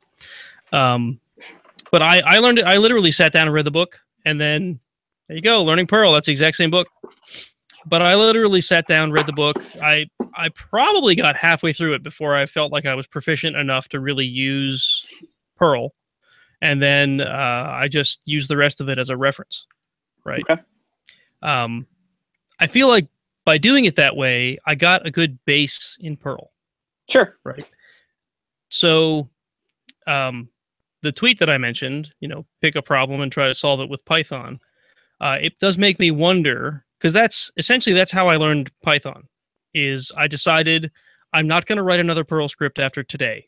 I'm going to start writing Python because everyone else has stopped writing Perl scripts, and everything I'm trying to deal with is written in Python. So I started writing Python. And in doing so, I just sort of basically translated my Perl skills into Python skills, which I'm sure a lot of us that have moved from one language to another can relate to. I'm curious on everyone's opinions as to whether piecemeal learning a language by picking a task and trying to solve it is better or worse, i.e., gives you a good foundation or not in the language that you're trying to solve your problems in. I mean, if you look at it from knowing another language and being able to adapt, it could be very beneficial. If you're new to it, I could see it being very frustrating for some people, because there's something you're hitting that is not easily searchable in the community to figure out, to solve your problem that you're having. So I think, from that standpoint, it could be kind of a deterrent if you don't really have even somebody to talk to about it. Like, I'm fortunate where I have, you, Jason, a few others, people I work with, where I can ask them questions about, hey, I've hit this, how do I get around that in this language? And yeah, you can break it down and show it to me. But if you don't have that and you're relying on a community, sometimes either you're impatient, because everybody's impatient these days, and you don't want to post to a forum and wait for something. You're just kind of like, whatever, it's not really that important. Or, you just don't, you find something and what you're finding isn't really the exact solution that you want. So it's still deterring and frustrating. So you don't really deal with it. I mean, for me, that's how I could see where I was, years ago when I was learning VB compared to just being more positive, I guess, about it. Taking a step out of it, not getting frustrated. I mean, yes, it can be frustrating, but looking at it as like a challenge, it's like, oh, that's interesting. How can we get around that? So I think your approach has a lot to do with it as well. So I think to better describe this, I'm a very hands-on learner, right? Mm-hmm. So imagine that you're trying to plumb your house. Okay, Mario. You're trying to get back to the Mario reference. You're trying to build a house, or maybe you've already got a shell of a house built, and you're trying to run water to all the various rooms, and you're trying to run drainage to all the various rooms, but you've never run a single pipe in your life, right? So you figure it out, and maybe you make it work, and make your mistakes. It happens. Right, you make some mistakes, you learn from your mistakes. But at the end of the day, you've got drains that kind of work, and you've got water that gets where it needs to, and there's no major leaks, and you're happy with it. It's good enough. Mm-hmm. You can take a shower and flush the toilet, and those things work. But because you didn't know the building codes, and because you didn't know how plumbers have been doing this sort of thing for like hundreds of years, you didn't do it the way a plumber would do it. And because of that, it's not done the right way. And because of that, you may end up with problems later. Does that sort of paradigm apply to writing programs? Yes and no. Absolutely. No, it absolutely does. So the difference is that tearing apart a program and rebuilding it is a hell of a lot easier than ripping apart your walls and redoing your plumbing. That's true. Yeah, because ultimately, if you're living with something that's slow, you can make it faster. Yeah. So the tweet you mentioned, I think, works out really well if you are somebody who has programmed before. Right. If you are brand new to programming, you can do it that way. You can learn programming by choosing a task that you need to, complete with Python, and then just go after it. In both cases, you're going to miss out on a lot that the language has to offer, but it'll give you a taste of what's possible. I believe that. So I don't think it's a horrible thing or a horrible way to learn, but it really depends on what your background is. So like I said, if you've never had a programming course in your life, it's beyond intimidating. Yeah. Now that said, there's like tutorials all over the place to learn this stuff, but it is highly intimidating to pick up a language you've never learned before without ever having a programming course and having nobody to teach you, or even learning your first language. I mean, when I was learning Visual Basic, I didn't even want to go to class some days because I was so embarrassed that not even embarrassed, but just frustrated that I couldn't get the project to work. And it was really frustrating at times and really intimidating. I don't want to say frustrating, it was intimidating because I didn't understand the logic. And now the first thing he did with Python is typical millennial mistake. He immediately tried to make something with emojis. Hey, the library's there. Why not use it? And the best part is not only can you write emojis, but you can also read the code, the ASCII code for an emoji. So you can actually take an emoji and reverse it. How exciting. Man, if there are emojis in the code that's controlling the wireless and the derbies, you're fired. No, I didn't poison the project, I promise. All the function names are emojis. Oh, can you imagine? Someday, there's the prospect of putting emojis in your password or your username. Well, yeah, it's part of the latest NIST standard, isn't it? Yeah. That's freaky. Yeah, my password's shark. What is it? Sign of the horns? Yeah, sign of the horns, shark, exclamation point, sign of the horns. Yeah, rock on, dude. Yeah. No. That would totally be in my password. Yeah. Yeah. Emoji are like the old alt escape stuff used to use in DOS. Didn't we talk about this on the last show? Only the cool kids used it. Was that shifting in and shifting out, or is that's how I used to hide the MP3s on my machine at work when I worked in tech support. Now the secrets come out. What else were you hiding? I had this like buried directory inside of the Windows directory that was Alt 255.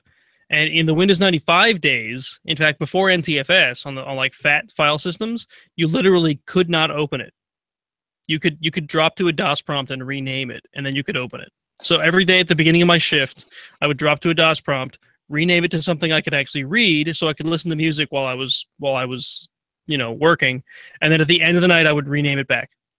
That worked in XP too. I think that XP was the last one it worked in. Meanwhile, the poor bastard that worked after him was like, "Why is there no space on this machine?"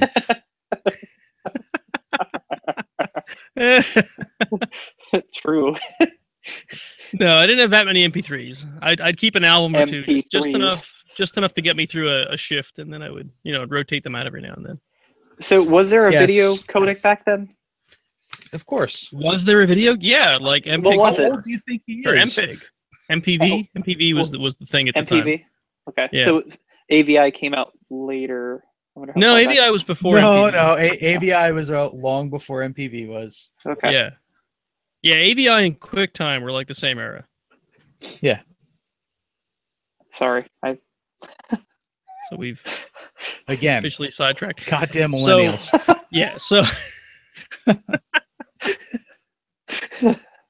So I've never had. Well, no, I lie. I had the obligatory Visual Basic course, which was like 1 semester when I was in business school. Yep. And other than that, I did like some Bash scripting and some Batch, like DOS-based scripting. Yep. But I've never really had an official programming course, which is why when I had to learn Perl, I went out and bought a book because I thought it would teach me good like coding habits. When in reality, it really didn't. It just gave me the language, right? I see you shaking your head. Yeah. I mean, unless you buy a book about coding habits for a specific language, right? All a book about a language is going to teach you is the construct of the language. So anyway, I spent forever feeling like I couldn't show anybody the Perl I was writing, even though I was writing some relatively complex things in Perl. I felt like I was doing them in a way that was totally wrong. Because that's how I feel about this project. It's okay, Nate. It's Perl. Everybody did it wrong. Perl was the perfect language, right? If you went and looked up anybody else's Perl code, if you looked up at anybody else's Perl code online at the time, it was like looking at hieroglyphs. Perl is not readable. Perl is that language. Perl is that language that gave you so much rope that if you tried to hang yourself, you'd hit the ground. If I look back at some of my old Perl code, I can't tell what I was doing. That's how bad it is. Yes, you didn't so much hang yourself as get crushed under the rope they gave you. Yeah, right. There's so much rope that you suffocated. You didn't hang yourself and strangle. You were suffocated in a pile of rope on the ground. Did you know that you could do object-oriented programming in Perl? Yes. Yes. Isn't that how like PMs work? And threading. And if you combine the two, you can create programs that that blow up the threading model very easily. So anyway, I have experience there. The point that I'm trying to make is, while I am a self-taught coder, essentially, I am curious what the benefits are to officially learning like the proper paradigms to code before tackling a coding project. Well, like Jason said, I mean, having the idea behind how it works and applying that, and how to actually like put it together in a manner that's coincides with the whole I don't want to say model of or existence of the code, but the purpose of it. So like you can write something 500, 600 different ways, but ultimately, what's the most efficient way, and what's utilizing the libraries most efficiently? What's I don't even know how you would word that because I'm not a programmer, but I think there's benefits. There's definite benefits. The language itself is I sound like an idiot. Largely the semantics of it. So the language itself will give you, like you get a book on it in order to learn what the actual syntax is of that language. What you're talking about is more so, I mean, every language is going to have its quote proper way of doing things. Python seems to be a little bit more put together in some cases than others. They have these things called PEPs that kind of outline. It's almost like an RFC for Python. So like PEP 8 is the proper way to write Python code. PEP 8, Yep. So that's I believe it has indenting and naming of variables and all sorts of other stuff in there. It's basically like a style guide for writing Python code. You hit the nail on the head. Indentation, writing the variable names, a variable versus a function. That's like dead on. I mean, the same could be said in Visual Basic. Camel case, not camel case. What is camel case and what's not? Everything's fucking camel case.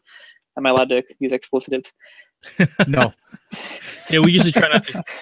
Sorry. It's happened.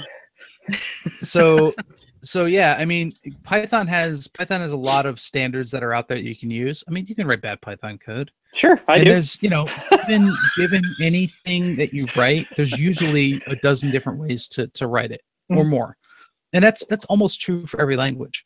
Sure. So the language itself and learning the language itself or picking up a book about that language is usually just semantics and syntax. The how you do stuff is more when you learn algorithms or take an actual CS course on that sort of stuff.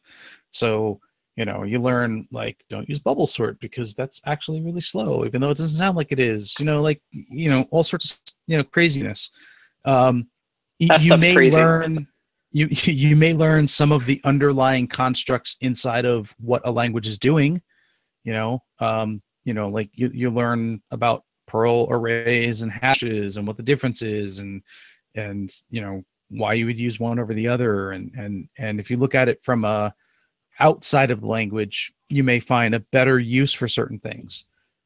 Typically, when I'm learning a specific language, the first thing that comes is the syntax, so that print hello world works. And then as I get into it, I start looking at what are the standards for writing code. What are the more interesting to me is how do I write secure code in that particular language? What things should I be avoiding? What should I be looking for? And a lot of that is the same. Yeah, exactly. A lot of that is the same across languages. But you'll find that in some languages they've sort of taken care of that. There's other things like if you use something like C or C++, like I hope you like memory management because that's the thing you're going to do. If you use Java or Python, memory management becomes more of an afterthought. Anybody who tells you that you'll never have to deal with memory management is wrong. Like you have to think about this in every language, especially considering what your platform is. There's a perfect example, right? I've been writing Perl and Python scripts now for most of my career. I've never touched memory management. I don't even know how you would. So it depends on what you're considering memory management. So if you look at like C and C++, like you're actually allocating memory and deallocating memory. Yeah. I mean, that feels like it'd be a more obvious thing, right? Because it's part of the language.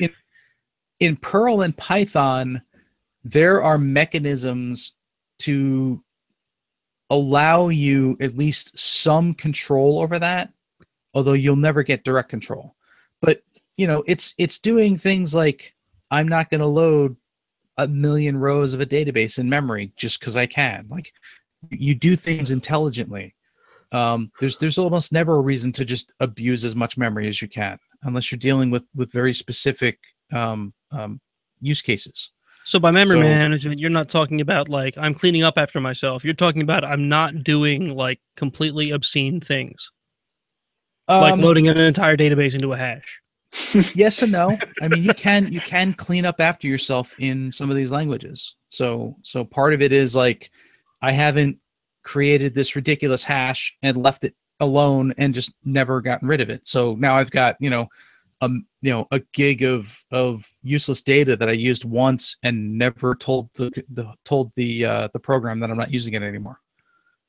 Right? There's ways to, and some of these programming languages are smart enough to clean up after you, but that's stuff that you need to keep in the forefront, right? So then you don't end up with programs that are just using up all sorts of memory and you're scratching your head trying to figure out what's going on. We've had numerous reasons at various different jobs that I've had working with Python where you're like, wow, the system I'm working on ran out of memory. And you realize like, oh, I did something stupid in my code. Like if I restructure this slightly, now it'll be more efficient with what it's doing. And as an added bonus, it now runs faster.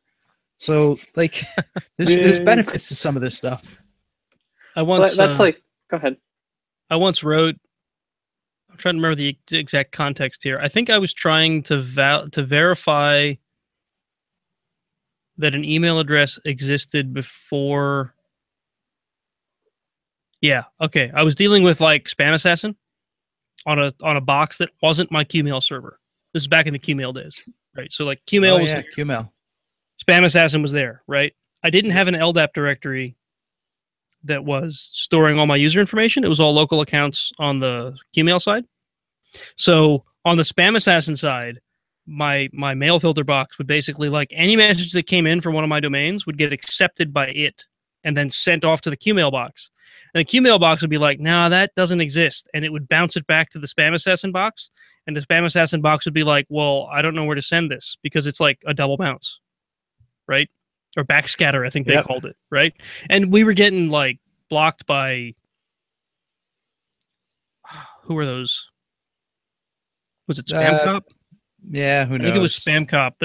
One of them, they're like those completely draconian, like you have to pay us to get off your list guys. Yeah, we were getting blacklisted by them because of backscatter, right? It's like, well, okay, we're getting a lot of spam and we're sending bounces. How is that a bad thing? So basically, the way to solve this was I had to make the spam assassin box not accept mail accounts that didn't exist on the Q mailbox, but I didn't have an LDAP directory tying the two together.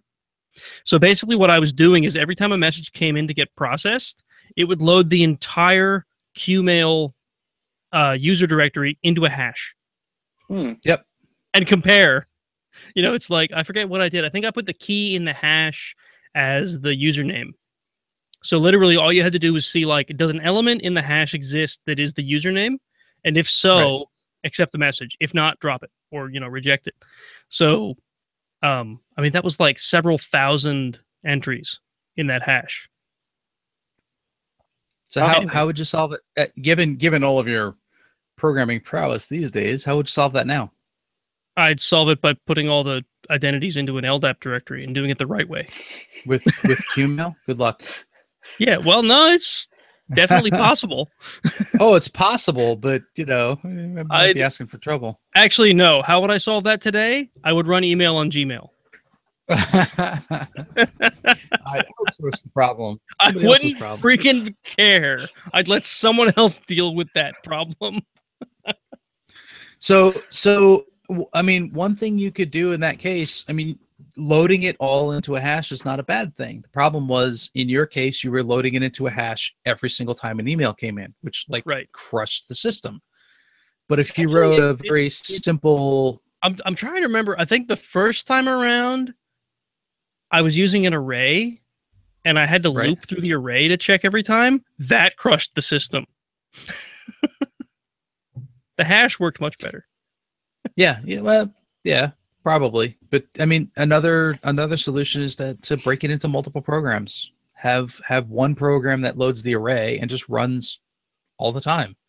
Yeah. And reloads every time the array changes. And then you have another program that says, "Hey, is this in the array?" And then it's nice and snappy and quick. You're still using up the memory, but you know, you're gonna have to do something. Yeah. Or should I use a list or an array? I had that conundrum yesterday, using a list over an array. In Python, that gets a little more. Yeah. I don't know. I just wanted to be able to relate. But see, that's a good. But you guys are talking about the old days, and I don't know what you're talking about. What's Qmail? Where's the emojis? Why aren't there emojis in your user lists? So list versus array versus hash. You can read a programming book, and it's not necessarily going to tell you when you should use them. No. So some of that comes from experience. Some of that comes from, you know, having classes that tell you what those things are. So I mean, and choosing, you know, like I need to solve this specific problem, and I'm going to use Python to do it, and that's how I'm going to learn it. Doesn't always mean that you choose the right thing the first time. Which is why I say, like, being able to tear it down and rebuild it later is a good thing. Unlike my plumbing. Unlike plumbing's a lot harder to tear apart. In fact, I think you're going through that, aren't you? Sort of. Did you have like a pipe explode right after you moved in? Well, it didn't explode, but yeah. That actually was easy. The harder one is I have a third floor pipe that actually a couple third floor pipes that I think need to be replaced, and I don't know how to do it. Like, I know how to run pipe, but how the hell do you do it when it's already in the wall? Yeah, you tear the wall into pieces. What's that? You either cut it off where you can get to it and cap it, and then pull the old pipe out and run new pipe in, or you tear the wall apart. Yeah, I think it's the run the new pipe in part that I'm gonna have to do because well, this isn't This isn't the Mario podcast, so we don't need to go into plumbing. He's a carpenter now, damn it. You got to fix the wall, too. He was a carpenter. No, now he's a freeloader. So you fix the wall. He doesn't fix the wall. Anyways. I need help.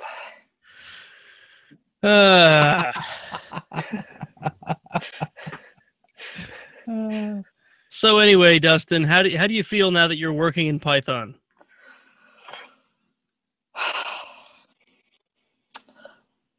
I would say I'm learning. Would I say I could whip something out in a week to fix your problem? No. I think hope so. I put a deadline on you of Wednesday. Oh, I know you did. I'm very close. No, seriously though, I think I'm at a point with this where I've torn this apart enough, Jason, where I've made things better. As far as like something fails or some type of error, or whatever, I've made it better than it was. It's definitely more stable. The issues I'm running into are like dealing with a SQLite, or and then trying to take something out of SQLite, do a calculation, or not even a calculation, some kind of condition and a calculation. The real complex logic that I guess I don't have enough experience writing, and that could be in any language. Yeah, I mean the logic you're talking about is not essentially complex. Not complex. You're basically looking for math. Like a simple, not even math, just understanding the best way to write the logic, I guess, because I ultimately know what I want it to do, but constructing that is proven to be a little challenging at times. Well, I'll tell you that at this point in the project, the best way doesn't necessarily have to be the end goal. Oh no, but at least it has to work. I'm not even at a point of working for some of that. It's like, oh. We have essentially a week to get people code so they can come to the conference ready to participate. I'm going to use my call a friend card, and at this point say, look, this is what I've got so far. This is what I wanted, what we're trying to accomplish, and let's see what you think. Because I'm So the SQLite piece isn't terribly difficult, and in fact, if you look at some of my code for the other pieces, there's lots of examples of how I'm using SQLite. Yeah, I don't know if they're the best way to use them or not, use SQLite or not, but they work. Oh, I'm using one of them for a write function. I'm trying to figure out the best way to. Here's the scenario. You want to know the scenario? I won't take long to explain it. So, reading back from the database. My issue is I've always had a hard time with functions, even in Visual Basic. I always had a certain mental block with functions sometimes when you were not passing a value but expecting something back and then utilizing that. Sometimes I have a mental block with that. I don't know why. Anyway, so I'm looking to read an entry from the database to find out if I've already connected to that particular Derby, we'll call it, or that ID. And if I did, I need to figure out the epoch time since I've connected to that Derby, put it against some X timeout value, and determine if I should connect to it again. All while preserving the array that I already have from doing a survey and going back and running that array again, not running into the same Derby again. So it's kind of I've reached a point where I'm not sure if I need to redesign how I'm logging things in the database, or if I need to look at a different method of managing that, because I've kind of hit a mental block. To get it done quickly, what I would say is do a scan. Yep, I already have that part working. Pull the scan into an array. I actually have it in the list. Okay, well, whichever. Ooh. No. Loop through that, checking against your SQLite database, right? So you have the SSID. I'm assuming that your SQLite database will have the SSID logged, and whatever SSID and epoch. Right. So then whatever time you last connected to it, and then basically the first AP you run across that you haven't connected to in time frame X, then connect to and log to the database. And then, once you've completed the interaction, move on to the next one in the list if it's still in range. Or I guess you'd probably want to do a rescan at that point because the list will probably have changed. Right. That was the other thing. This is a SQL one-liner. Well, you can help me. Yep. Because I'm not a SQL master. Yeah, I can play with it. If you ever need SQL help, go to Jason. Okay. So the quick, dirty, easy way is to do you want to select the whatever values you're looking for, where your epoch time is within a certain period of time. Oh, right. And your AP is in a list of APs that you've found, and it's one shot, and you just tell it to return one. Give it a limit of 1. It'll to return the first one for you. Limiting. Okay. Yeah. Interesting. Yeah, limit 1 is your friend. It's relatively quick, and it'll give you exactly what you're looking for. And it's one shot. You don't have to play with crazy looping games and all this other stuff. So, yeah. Well, I mean, if we can figure it out tomorrow on the car. I was just going to say maybe tomorrow we could do that. If the APs that he scanned aren't in the database yet, though. No. They're not, because I'm only putting in the database if I connect. Yeah. Successfully connect. Does that change your opinion there, Jason? Because if he hasn't seen it yet. Yeah. Right. So I see Derby number 1337. I need to see if it's in the database. So your select statement would still be valid. I guess if it returns nothing, then connect to it. Yeah, that's one way of doing it. Because the scan itself. Go ahead. Well, because I think you would want to favor. I mean, this is going way beyond. Is Python a fun thing to do? But you probably want to favor connecting to APs that you haven't seen yet over connecting to APs that you haven't seen in a while. Right. So yeah, we can come up with logic for that. That's pretty straightforward. Okay. Can you do it by Wednesday? I think so. Yeah. I mean, I think a lot of the annoying stuff with IW config or not even IW config, just IW in general, I've gotten around. That was part of what wasted a lot of my time was battling WPA supplicant in Raspbian and not realizing that was the issue causing my problems.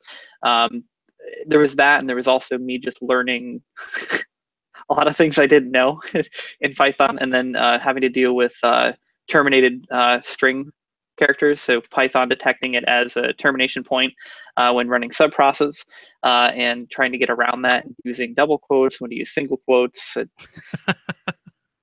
It may work in Bash, but it's not going to plague all developers. Should I use double or single quotes? Yeah. So for our listeners, if you have a Wi-Fi library in Python that works really well with the Raspbian operating system, let us know, because we could really use that would be much easier than sed and awk and pipes and p-opens and all the other insanity that's going on. There's too much insanity. But, it's still a good learning experience. So it is. Yeah. And don't forget Split. If it's functional, Split. I've forgotten about Split. I don't use Split that often. Anyway, I mean, honestly, at this point, as long as it's functional and gets us through DerbyCon, we're going to make it better for next year. So. Oh, definitely. Yeah, definitely. So maybe this will turn. You're now the new developer of the Python wireless library. So Oh yeah. So there is a Wi-Fi layer. Is that the one you're talking about? The Wi-Fi, Pi-Fi or whatever it's called? No, I'm saying that you're creating one right now. Yeah, essentially. Jason said that 2 weeks ago. He said, "Why don't you just use a Python library?" I said, "Are you basically writing one?" I said, "Yeah." But since we're controlling the host operating system, I mean, technically we could. I was trying to think of it from a compatibility standpoint. That's why I was using native IW and all of that stuff. Yeah, just because I mean, it was. It sounds like you've already got a decent amount of work in, and it'll be functional. But if there is an existing library that would do this for us in a cleaner way, then. Yeah, there is. I actually, the first version of this incorporated a mix of IW config, IW, and the Pi-Fi or Wi-Fi library, and then I just rewrote everything to just be IW because I was trying to be consistent and compatible, which doesn't matter anymore. But yeah, I've gone down the rabbit hole. You can always make it better. Well, yeah, at this point, it's too late to refactor, so I would keep going the way you are. Refactoring. Never thought it would apply to me. Hear it all the time. All right. I think we've beaten Python to death. Unless you had more you wanted to throw in. The only language that doesn't bite. I don't know. Pythons bite, don't they? Or one of the few languages that doesn't bite. I guess my string they just on squeeze you to death. do pythons tear? I thought constrictors were the squeezers. I thought pythons. I don't know. I don't know enough about snakes. In fact, I dislike snakes. Even programming in a language called Python is if you come back with a snake, I'm disconnecting you. Okay.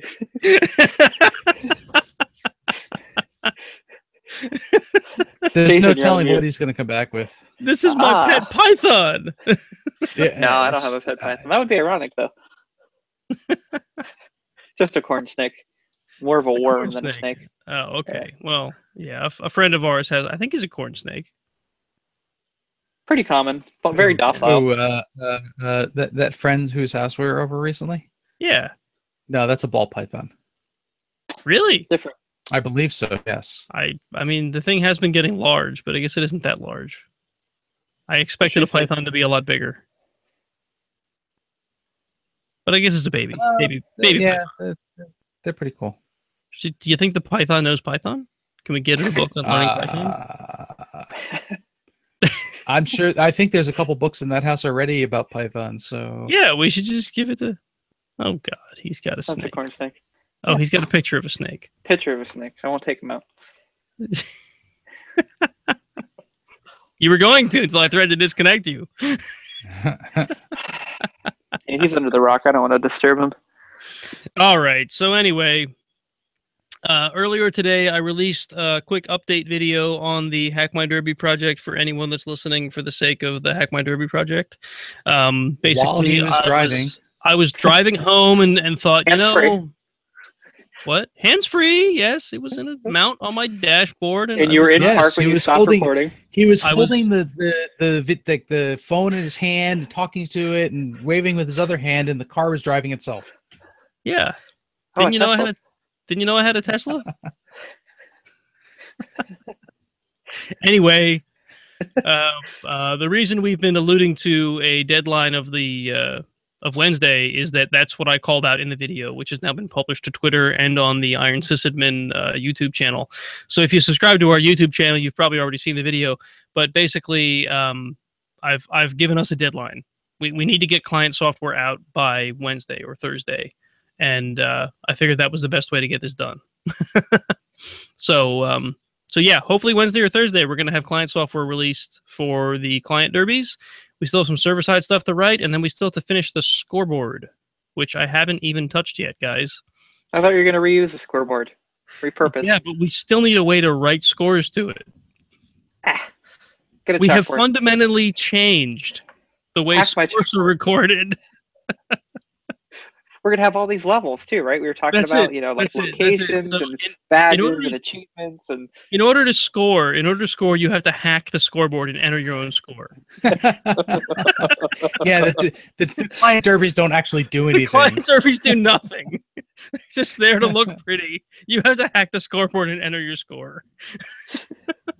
Whoever finds the highest integer before the end of the conference wins. Go use float. Oh, God. Okay. No, don't do that. Don't hack my scoreboard. Well, don't make your scoreboard so hackable. I don't intend to. So that's the other thing. Since we're off Python at this point, I talked to you guys about this, or at least I talked to Jason about this. Dustin, this might be news to you, but basically, I was racking my brain trying to figure out how to automatically secure the client derbies, and then I thought, why am I bothering? So what I'm doing is I'm going to add a piece to the client containers that tracks uptime, and the longer you keep your derby up, the better chance you have of winning the various contests between other derbies. Right? So when you report your attacks to the master, your derby is going to report its uptime along with them, or at least the uptime at the point of the interaction. What if I change my uptime? Well, I'm going to try to make it so you can't do that. I haven't figured out how yet, but I'm going to try to do that.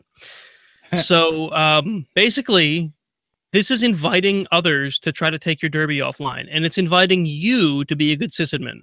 Okay, so in a conference full of red teamers, This should be interesting.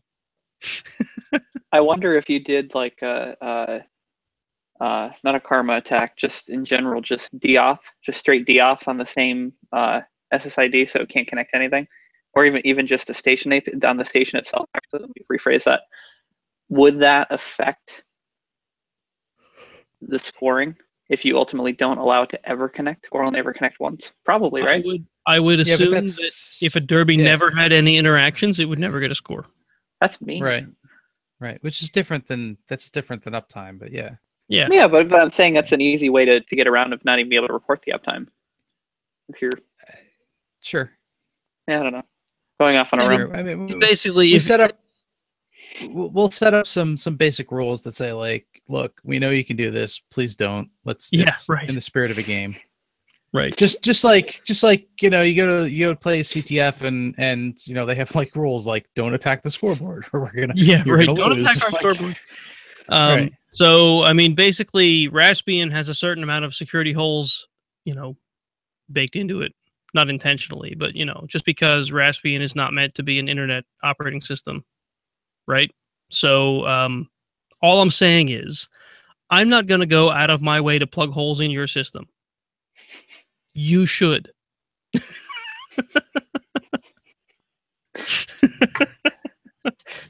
Here you go. Good luck. If you don't, it's not my fault. My master derbies, however, are going to be secure. Right. Rogue derby. All right. And with that, I have a really long drive tomorrow. I gotta go. Yep. I think we've time for bed. We've gone on for enough tonight. All right. So on to the closer, right?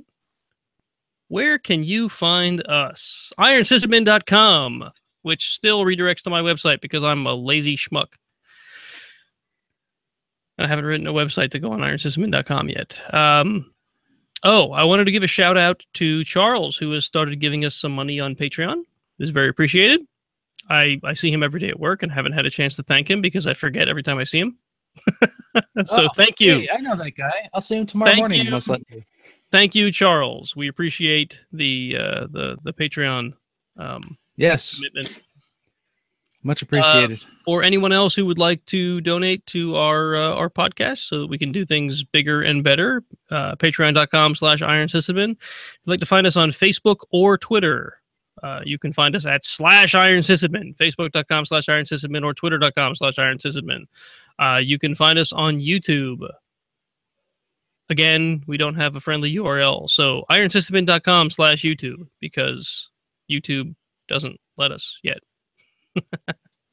Also on Apple Podcasts and Stitcher, as you would expect. If you want to send us feedback, I mean, we're very happy for feedback, whether it's good or bad. We'd like to know what people think. We had someone in the chat in YouTube tonight. I don't know if you guys noticed. Well, Dustin might not have because he wasn't checking. But DVN says, well, first of all, he watched for a bit. He was complaining about emojis and passwords. And then he said he had to run, but he wanted to thank us. He said he loves the show, and it helps him with his job regularly, which is pretty cool. I'm glad we can help somebody. Oh, that's cool. So, yep. So if you want to send us feedback, you can find us.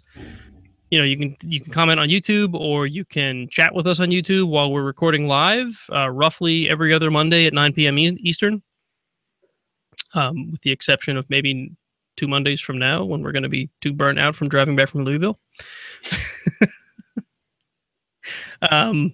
Or you can send us an email, podcast@ironsysadmin.com. And I think that covers all the ways you can get a hold of us. You can find me on Twitter @Gangriff.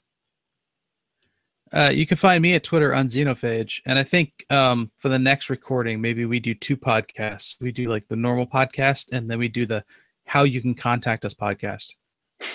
Oh, right. Maybe I'll just record all of this, and next time I'll play it from the soundboard. Sort of like, where's the kaboom? There was supposed to be an earth-shattering kaboom. Then there'll be a yeah. So next episode will be a 2-part episode. one where I do the closing, and the other where we actually have the content. And if you listen to them in reverse order, you're going to be really confused. Indeed. Indeed. So, Dustin, where can people find you?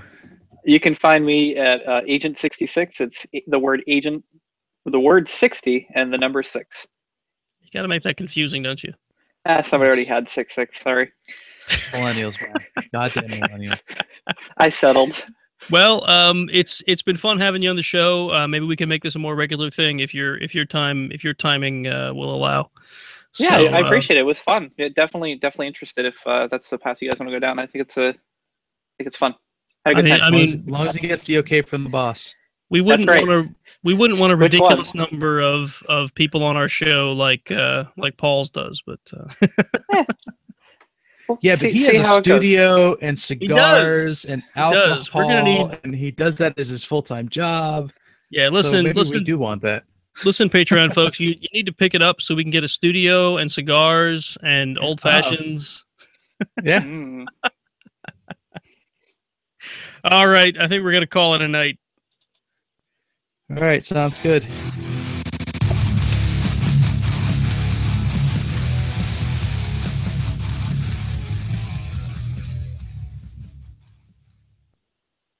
Sign of the horns. That was fun. Yeah. Had a good time. Press the button. Press the button. Yeah, I don't think we have anyone watching anymore, but for anyone who did tune in, thanks for watching, and we will see you next time.